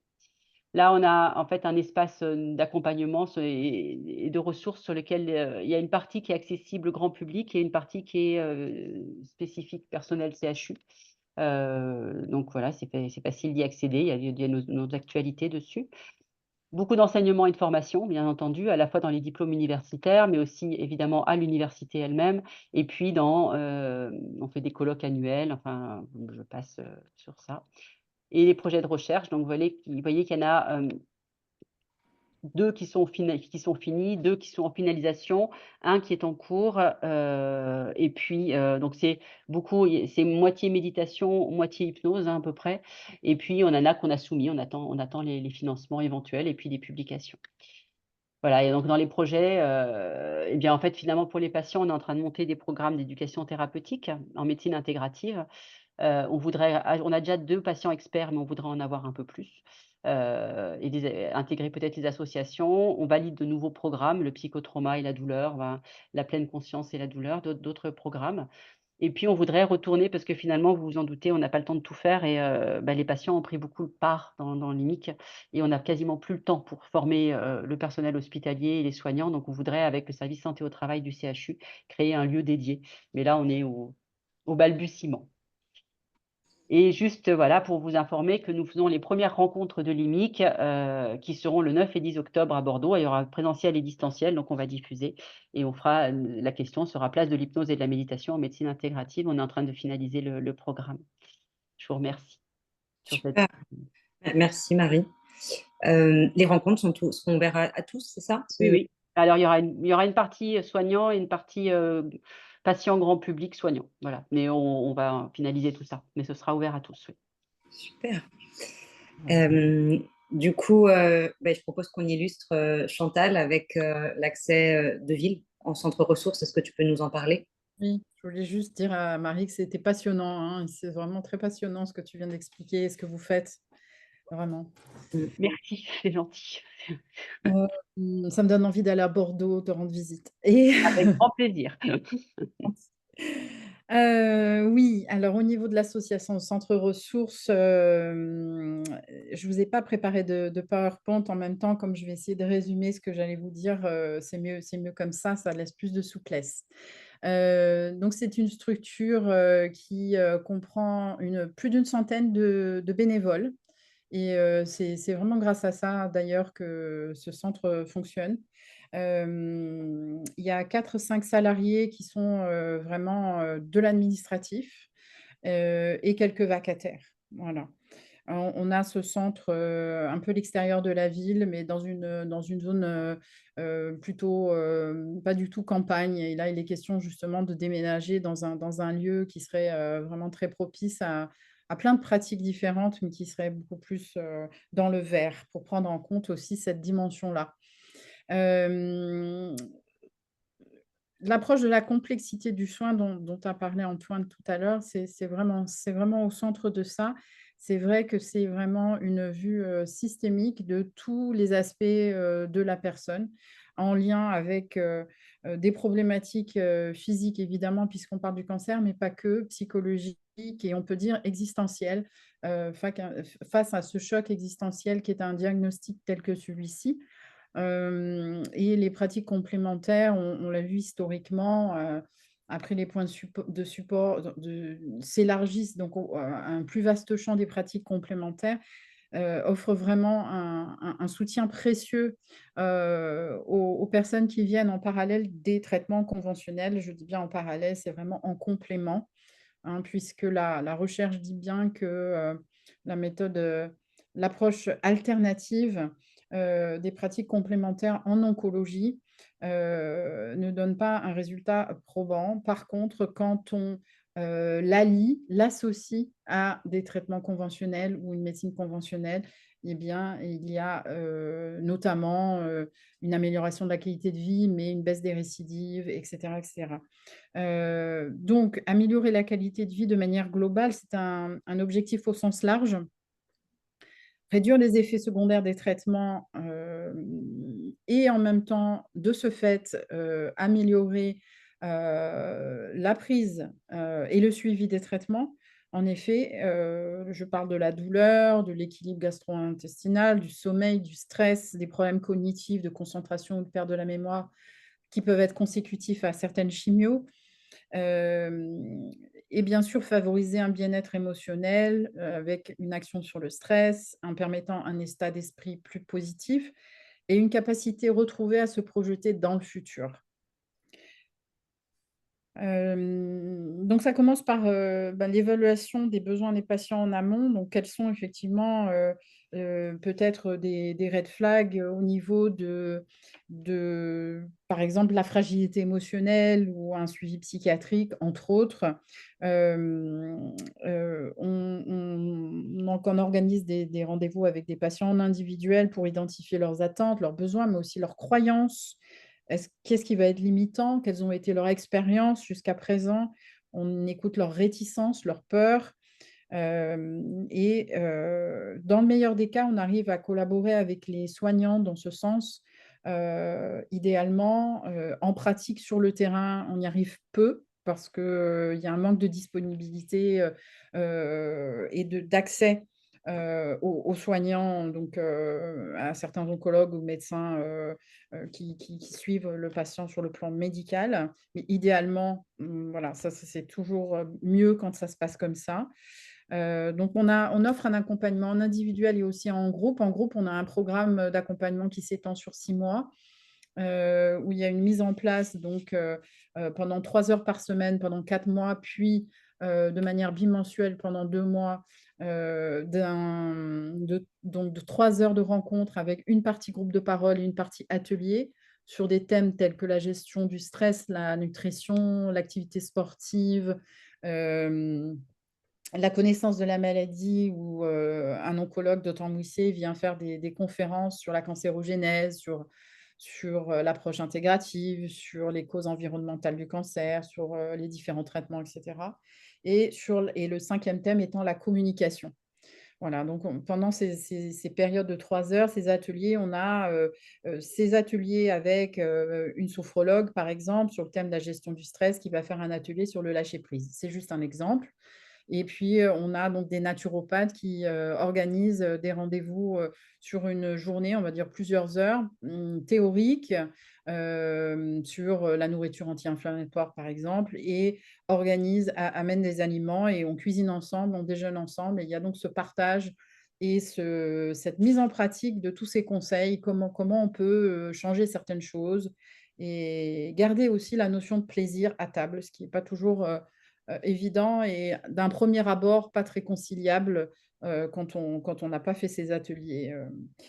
Au niveau des sélections des pratiques, donc dans une démarche raisonnée, pour reprendre le terme d'Antoine, j'ai parlé un peu de ça tout à l'heure, donc je vais aller vite. Différentes approches, différentes pratiques, aussi bien hypnose, méditation, mais aussi sophrologie, de la relaxation. On a aussi de la réflexo plantaire, de l'ostéopathie, de la RESC, de l'activité physique adaptée, du yoga, du qigong, du pilates, du stretching, et puis des ateliers tels que l'art-thérapie, peinture, art-thérapie couleur, de la danse thérapeutique, euh, euh,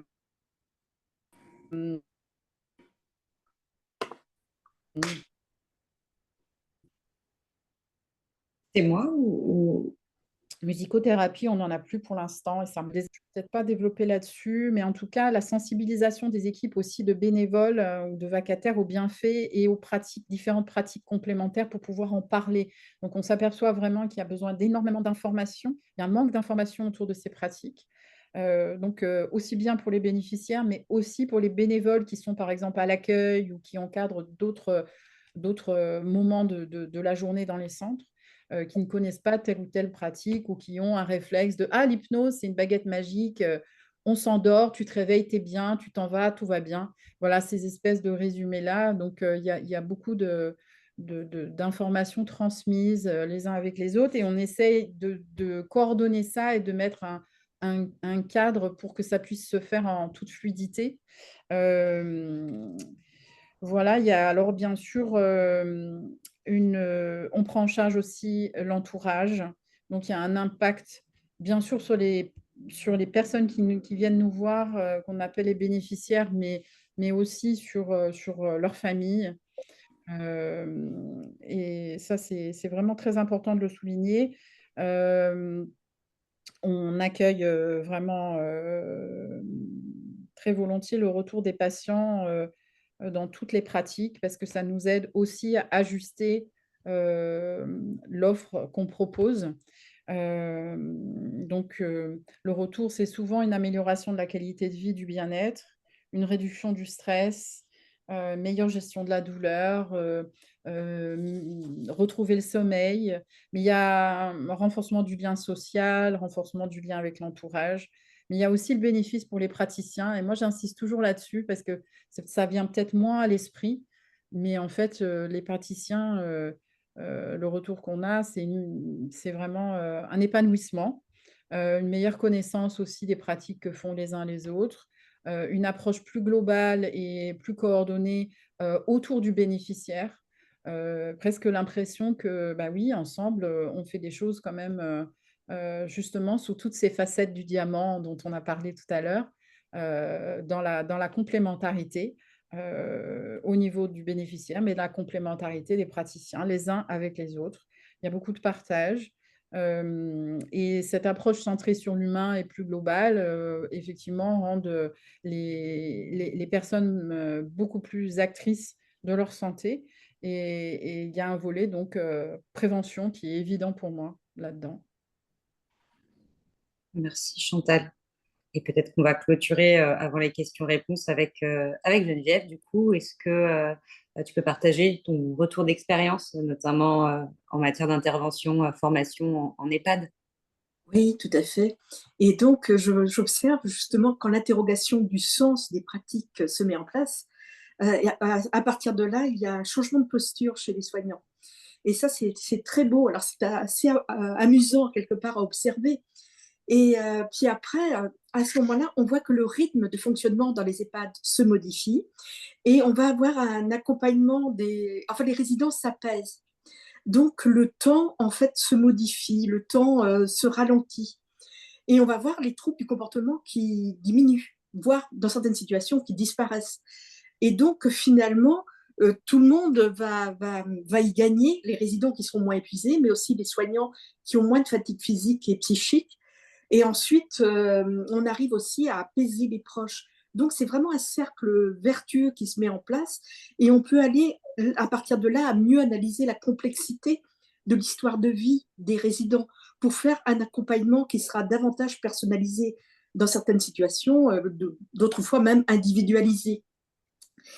Et je trouve que lorsqu'il y a des formations et l'intégration des interventions non médicamenteuses, en fait, elles se maintiennent d'une manière très, très naturelle, plus dans les territoires ruraux. Pourquoi? Parce qu'il y a un turnover qui est beaucoup plus faible dans cette population, tandis que dans les villes, en fait, ce turnover fait qu'il y a une dilution assez rapide des compétences acquises. Donc, il faut à chaque fois les remettre sur le terrain.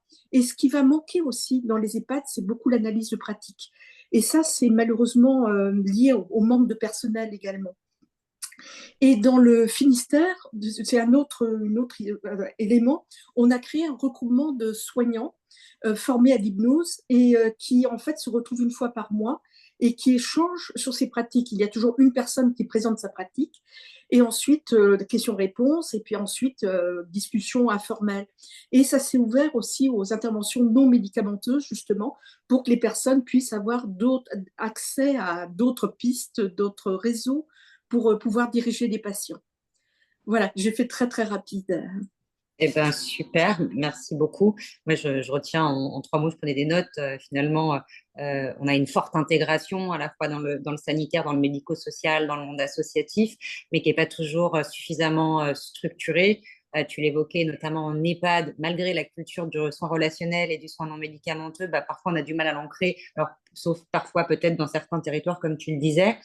Mais on a des dispositifs innovants qui émergent. Je pense évidemment à Limi, qui est en plus en train de faire des petits, si j'ai bien compris. Donc, cette démarche de structuration, elle émerge quand même sur le terrain. Et ça, c'est quand même ultra novateur par rapport à la médecine et à son devenir. En matière de formation, on a évidemment une offre qui est pléthorique, mais malgré tout, on a la possibilité d'avoir des repères pour pouvoir effectivement s'auto-guider, même si on n'en a pas beaucoup parlé, mais il y a peut-être aussi un manque de cadre réglementaire qui permettrait d'éclairer tout ça avec des enjeux de spécialisation, d'intervention et puis d'articulation entre soignants, non soignants, même si on sait qu'il y a pour le coup un cadre sur ce qui peut faire du thérapeutique, qui ne peut pas en faire. Peut-être qu'une logique de sensibilisation à tout ça est utile. Et puis évidemment des enjeux de recherche, même si la recherche elle existe déjà, elle se développe massivement et surtout elle se diffuse et de plus en plus, et notamment évidemment à travers cette jolie revue, le journal de l'hypnose et de la santé intégrative. Voilà pour la petite conclusion. Je ne sais pas si vous voulez conclure avant de. Enfin, je parle évidemment aux intervenants. Vous avez des mots de conclusion et puis les questions sont évidemment ouvertes.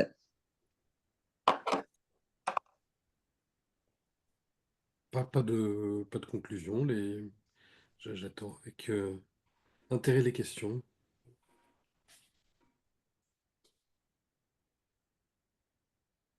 On est en retard, maintenant on est en avance.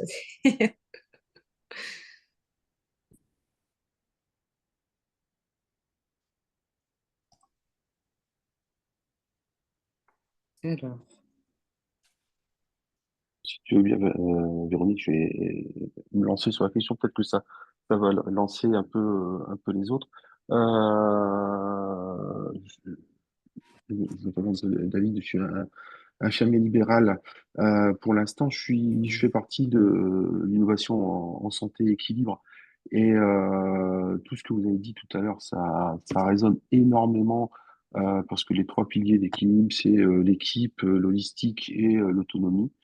Trois choses qui ont été dites là aujourd'hui. Et équilibre, en fait, ça permet aux infirmiers libéraux, donc à domicile, de facturer leurs actes au temps passé et plus à la nomenclature, ce qui nous permet, à moi entre autres, de faire des prises de sang sous hypnose pour des enfants qui ont des craintes par rapport à ça, ou des pansements et ainsi de suite, euh, qui peuvent être douloureux, et on vient à toute fin amoindrir cette douleur. Et donc le temps passé euh, à faire toutes ces pratiques est enfin pris en compte sur cette innovation. Donc ça, c'est vraiment très intéressant et très chouette, à la fin, à la fois pour le patient, mais aussi pour le professionnel. Mais d'un autre côté, comment on peut faire, nous, pour sécuriser notre pratique en hypnose, je parle de ce que je connais, par rapport au Conseil de l'ordre, par exemple, qui peuvent venir nous mettre en évidence, des guillemets à évidence, hein, une pratique potentiellement non maîtrisée, non sécurisée, non validée, non tout ce qu'ils veulent. Moi, le Conseil de l'ordre est allé jusqu'à me reprocher d'avoir envoyé une patiente chez son médecin parce que j'avais refusé de lui faire une séance d'hypnose parce que je la trouvais dissociée et que ça ne correspondait pas à mes valeurs, à mes principes. Et voilà, le Conseil de l'ordre m'a reproché de l'avoir envoyé chez son médecin. Et là, je trouve qu'on marche un petit peu sur la tête parfois.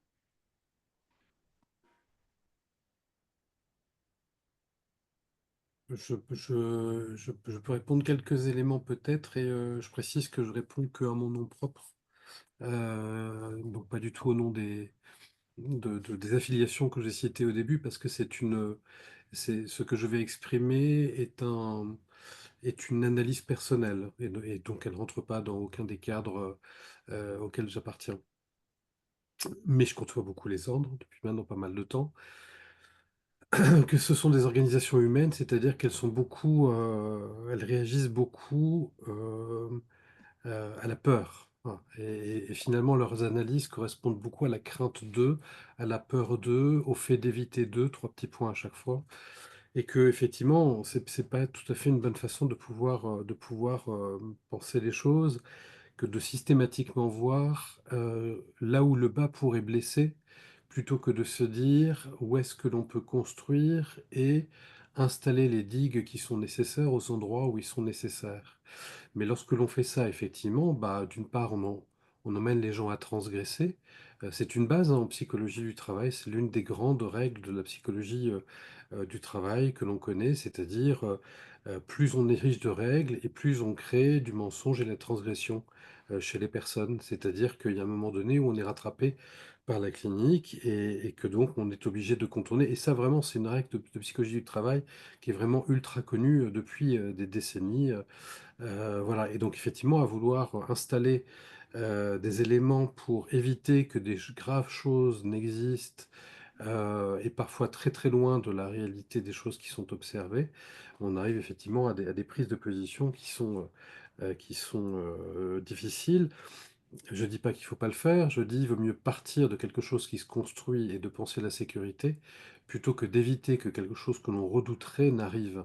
C'est pas le même schéma. Ensuite, il y a la spécificité des ordres infirmiers qui ont érigé d'autant plus il y a quelques mois des fiches sur les pratiques complémentaires qui étaient honteuses, j'ai pas d'autres termes, je les ai pas toutes lues, celles que j'ai lues en tout cas étaient toutes dans le même acabit, c'est-à-dire étaient justement des choses qui étaient des jugements de valeur sans fond, etc. Et qui a de toute façon une problématique très euh,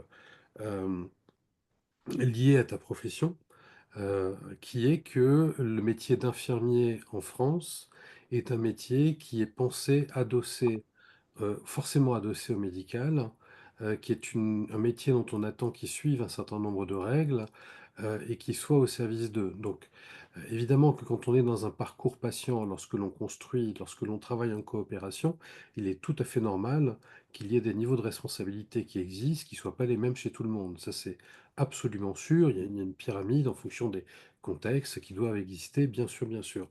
Mais il est très compliqué de pouvoir imaginer en France que quelqu'un qui exerce la profession d'infirmier, d'infirmière, peut aussi avoir un raisonnement autonome, un cerveau et prendre des responsabilités en fonction de ça. Le parcours LMD que vous êtes censé avoir rejoint avec l'universitarisation, et j'en ai fait partie puisque à l'époque donc je travaillais en Bourgogne, j'étais le responsable sciences humaines de l'universitarisation du pôle sciences humaines pour la Bourgogne. Donc j'ai participé à ce mouvement-là. Aurait dû faire que l'actuellement, depuis en 2025, mais depuis quelques années, vous ayez le fameux D de LMD, c'est-à-dire doctorat, et qu'il y ait vraiment la possibilité pour les infirmiers de développer les sciences infirmières et de faire la preuve que les pratiques qui sont les vôtres dans votre cadre, dans vos techniques, ont un intérêt par rapport aux patients sans avoir besoin d'être dans des enjeux de peur dont je parlais tout à l'heure. Sauf que, comme ça n'existe pas, les sciences infirmières en France, je froisse ces personnes, mais c'est peanuts, quoi. Par rapport au Canada, par rapport, enfin voilà, enfin les sciences infirmières, ça représente pas grand-chose. Et tant qu'il n'y a pas ce niveau doctorat avec des laboratoires de sciences infirmières, ça continuera à être dans ce cercle vicieux où on demande de justifier de pratiques qui sont faites, tout en ne formant pas les personnes à pouvoir pratiquer en autonomie, en responsabilité et en preuve de ce qu'elles apportent. Donc on est sur un problème en fait qui est un problème de pensée, d'infrastructure. Et donc, je ne peux pas te répondre directement parce que, en fait, ta question montre la dimension ubuesque des choses. Donc, évidemment que l'enjeu, il n'est pas du tout de rentrer dans une forme de mensonge et de transgression. Et d'ailleurs, pour connaître ton parcours, tu as fait des choix courageux pour justement ne pas être là-dedans. Et c'est vraiment à mettre à ton crédit. Mais pour d'autres personnes, c'est plus difficile de le faire. Et donc, pour ne pas rentrer effectivement là-dessus, bah, il y a un moment donné où il faut simplement dire les choses, s'opposer, faire valoir, voilà, et montrer que le système est un système qui ne fonctionne pas tel qu'il existe, même si c'est compliqué.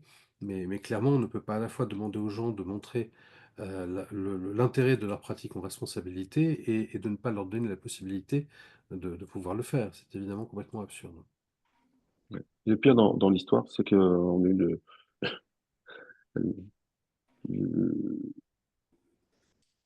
l'ironie, je dirais, de me proposer une intervention au salon infirmier sur l'hypnose en tant qu'infirmier, chose bien entendu à Oui, laquelle j'ai refusé. oui. Ensuite, il y a plein de, enfin, tout le système est à revoir. Il y a plein de, il y a plein de niveaux. J'en citerai un autre qu'on n'a pas encore cité, mais qu'a dit directement Madame Salfati, qui à l'époque était responsable de la DPC, et pour lesquels c'était le moment justement où ils voulaient fermer la DPC aux infirmiers. Et clairement, elle nous a dit que c'était pour des raisons économiques. C'est-à-dire qu'ensuite, on a dit, oui, mais c'est en fait le code de santé publique, il faut qu'il y ait un médecin dans les parages pour que les infirmiers puissent pratiquer, etc. Enfin, bullshit, quoi, hein. Madame Salfati, aux assises nationales de l'hypnose, nous a clairement expliqué que la majeure partie, c'était plus de la moitié, si ce n'est les trois quarts, des financements DPC étaient demandés pour l'hypnose par des infirmiers.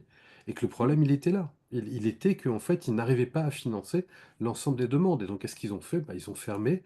Et puis, voilà, ils ont ensuite composé des sortes de pseudo-puzzles de réglementation pour essayer de le justifier, alors que la dimension était économique. Vous m'avez entendu tout à l'heure, je ne suis pas du tout en train de dire il faut transgresser la loi et les règlements. Ça existe, et d'ailleurs, le ministère de la Santé a mis à jour sa page sur la réglementation en octobre ou novembre dernier, qui est extrêmement bien faite et qui rappelle tout ce que je disais tout à l'heure sur la réglementation. Donc je ne suis pas du tout en train de dire qu'il faut exploser ça, il faut respecter ça. Mais il faut aussi remettre à plat les responsabilités et les compétences de chacun. C'est le travail que j'avais fait à l'époque, je m'arrête juste après, sinon je vais prendre toute la parole. C'est le travail que j'avais fait à l'époque avec Nathalie Lelièvre, feu Nathalie Lelièvre, qu'on regrette tous et qui était juriste, sur la question qui était régulièrement posée, donc je parle d'il y a un truc, il y a une dizaine d'années, j'ai dû faire ça il y a une dizaine d'années, qui était: est-ce que les infirmiers peuvent pratiquer en autonomie l'hypnose dans la douleur?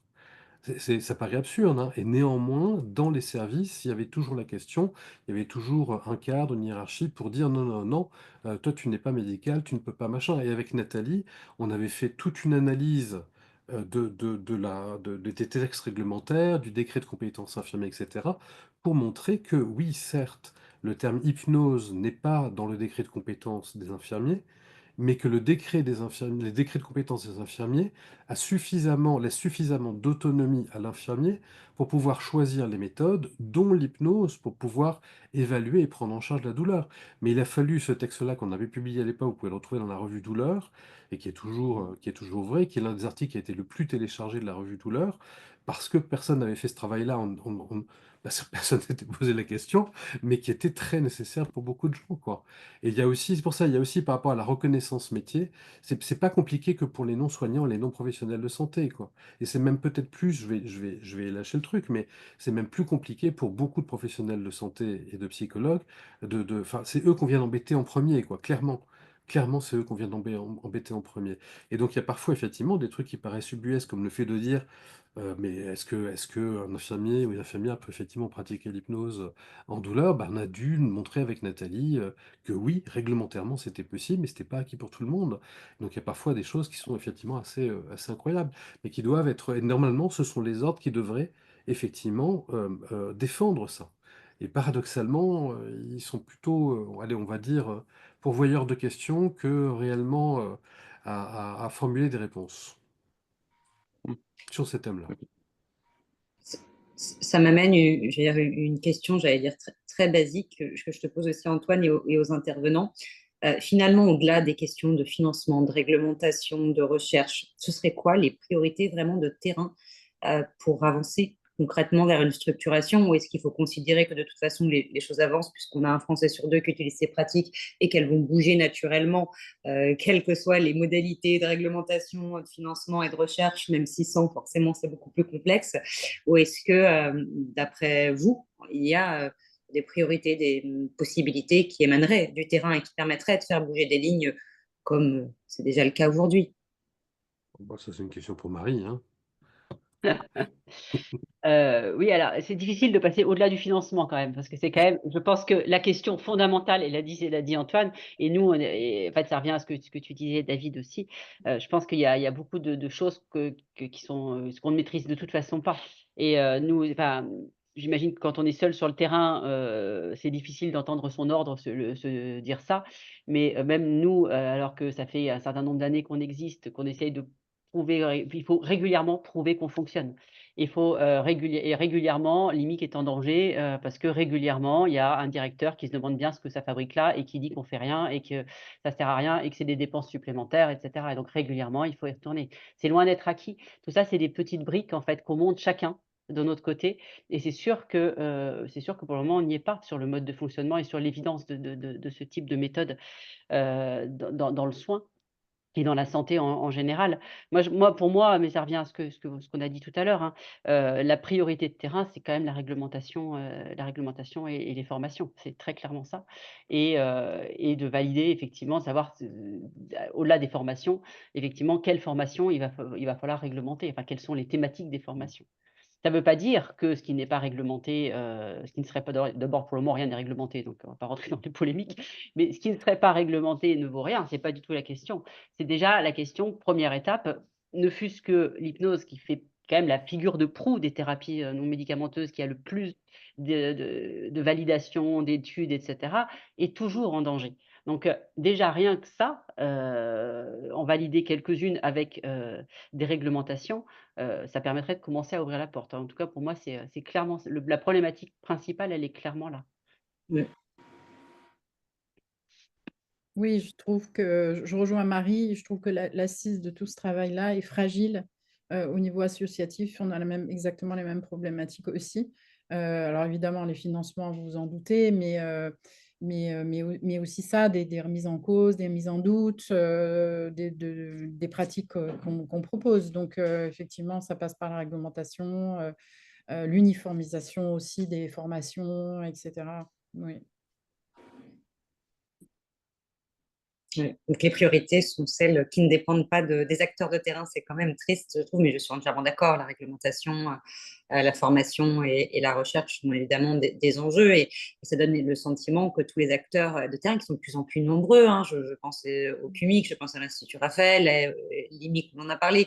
Voilà, donc il y a tout un tas d'acteurs et d'initiatives et pourtant, malgré tout ça, effectivement, ça ne change pas, ça n'évolue pas au-dessus, puisque effectivement, tant que les lois ne changent pas, bah, ça oblige les professionnels à se questionner sur quelle pratique, quel praticien, quelle formation, quelle spécialisation. Ça devient effectivement interminable. Donc j'ai l'impression qu'il y a un double mouvement ou un contre-mouvement, un mouvement qui avance naturellement vers celui de la santé et de la médecine intégrative avec des prises de conscience médicales, paramédicales, sociétales et en même temps des freins peut-être franco-français autour de ces questions liées peut-être à des peurs, je ne sais pas, des représentations liées à toutes ces pratiques qui bloquent aussi parce qu'on a du mal à les délimiter. Voilà, en tout cas, ça pose ces questions et du coup, je me posais voilà, cette réflexion de me dire, mais finalement, c'est parce que tous ces acteurs se rejoignent et se connaissent de plus en plus, quelle serait demain l'action de demain pour faire bouger les choses? Parce que finalement, si on cumule tous ces praticiens qui existent et qui sont dûment formés, hein, je pense, tous ces médecins ouverts à la médecine intégrative, tous ces acteurs du soin qui sont infirmiers, psychologues, ça fait quand même un paquet de monde en France. Comment voilà, cela se fait qu'on n'arrive pas à faire bouger davantage les lignes.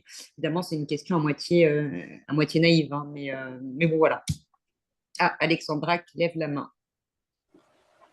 Je pense que la caméra fonctionne pas. Je pense qu'aussi l'une des choses pour déconfidentialiser nos pratiques, c'est travailler sur la traçabilité de ce que l'on fait et qu'il y ait une visibilité de ce qu'on fait dans le dossier des patients aussi informatisé. Et je pense que ces choses-là donnent du poids aussi à ce que l'on fait. Ça nous paraît naturel, notamment pour les infirmiers, de cocher quand il y a des médicaments qui sont faits, mais de communiquer. Et c'est aussi, je pense que ça donne, voilà, ça assoit cette pratique et ça donne aussi des éléments de discussion avec nos collègues qui voient que ces offres-là sont dispensées auprès des patients. Tout à fait. Je pense aussi qu'il est important que les soignants écrivent dans les revues professionnelles, participent à des congrès pour présenter en fait leurs travaux. Et je trouve qu'il n'y en a pas suffisamment au niveau soignant. Donc, ce serait peut-être des pistes aussi à créer. Se rendre visible, notifier et se rendre visible. Rendre visible, plus visible, oui. Ouais. Mm. Ok. Est-ce qu'il y a des dernières questions? Sans croire. Je peux peut-être engager, enfin, par rapport à ce que tu disais, Geneviève, vraiment, je plus sois, comme on dit maintenant, je mets plein de pouces en dessous.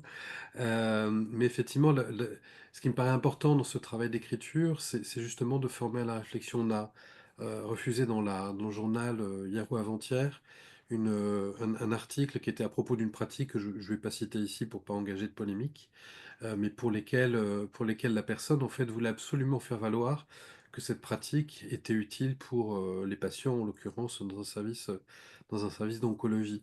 Et en fait, la passion de cette personne que l'on ne peut pas remettre en question faisait que elle ne voyait pas les biais énormes qu'il y avait, c'est-à-dire à ne considérer que cette pratique, pas l'entièreté du soin à évaluer, que paradoxalement, il n'y avait pas la parole des patients qui était pris en compte, c'était juste une série de tests ou d'échelles qui étaient passées, etc.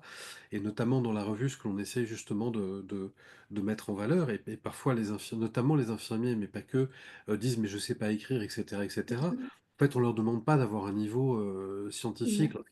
On leur demande par contre de développer un regard critique et de dire, mais en fait, le regard critique, il est très important, d'autant plus sur cette thématique-là. C'est-à-dire de pouvoir dire, voilà ce qui me semble, je fais une démarche pour aller voir, voilà ce que je peux en dire, voilà ce que je ne peux pas en dire, et il faut aller plus loin.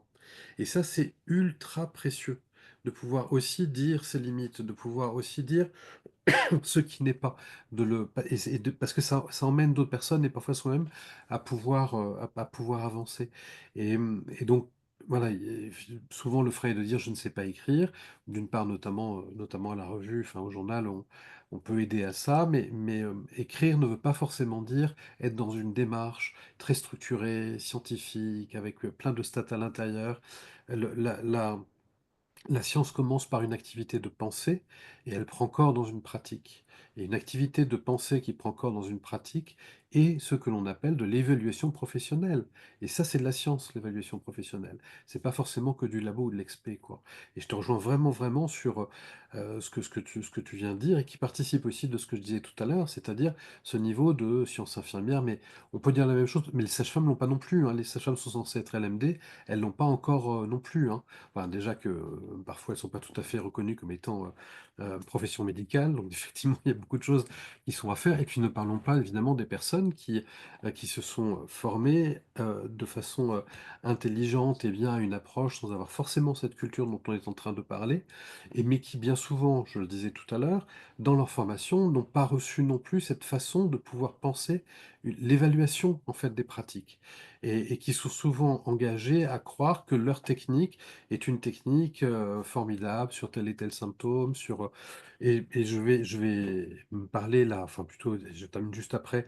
Je rappelais hier soir dans un groupe de professionnels, il y avait une personne notamment qui me parlait de l'hypnose et de la dermato, et je lui disais, mais où sont les preuves, quoi? Parce que en vrai, quand on regarde un peu la littérature scientifique sur hypnose, eczéma, machin, dermatite atopique, tout ça, les niveaux de preuves sont extrêmement bas. Ça ne veut pas dire qu'il n'y a pas d'intérêt pour les patients, mais on ne peut pas affirmer que l'hypnose est utile dans les troubles dermatologiques quand il n'y a que peu d'études dans ce domaine-là, que le peu d'études montrent que c'est pas super, et donc il faut effectivement mettre en place des méthodologies qualitatives, d'aller voir ce qui est intéressant du côté des patients, etc., etc. Enfin, il y a d'autres choses qui sont à monter, mais on est souvent engagé, le non-savoir, il y a une forme de passion de l'ignorance parfois quand on est confronté en fait à ces méthodes-là.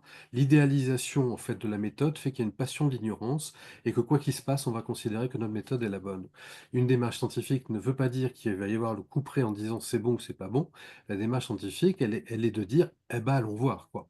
Allons voir le plus rationnellement et loyalement possible, même s'il y a toujours des biais en science. Et même si on sait que un petit peu plus, eh ben le un petit peu plus va déjà construire la marche d'après. Et l'évaluation professionnelle est une étape totalement fondamentale pour pouvoir construire science, pouvoir faire science. Vous disiez une expression, pour pouvoir faire science. Ça ne concerne pas que les labos. Les praticiens doivent être impliqués. Et en formation, y compris les formations privées, devraient sensibiliser à cette question-là. Marie, tout à l'heure, a présenté au CHU, à l'IMIC, tout ce qui est fait. Alors, et heureusement, mais elle l'a entendu 1000 fois, les gens lui retournent parfois en disant, oui, mais c'est le CHU. Donc vous pouvez vous permettre de... Bah non, même quand on n'est pas CHU, on peut se le faire. Même dans une pratique en libéral, on peut toujours, en fait, utiliser le temps d'attente d'un patient, les 5 minutes pour mettre en place quelque chose, ou etc. Il y a toujours des petits trucs à faire pour vraiment essayer d'installer une pratique la plus sécure et lisible possible, au risque parfois effectivement de d'échanter un petit peu sur tel ou tel avantage que l'on prêtait à la pratique. Mais à ce moment-là, on va complexifier aussi nos pratiques pour pouvoir déborder un peu ces manques. Et voilà. Enfin, il y a du boulot, quoi. On va pas s'ennuyer. Est-ce qu'il y a une dernière question?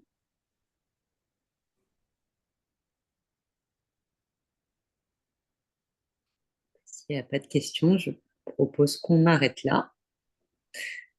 Et je n'ai plus qu'à vous remercier, à vous souhaiter une très bonne journée, à remercier évidemment tous les intervenants, l'association Soignons Humains pour ce joli partenariat.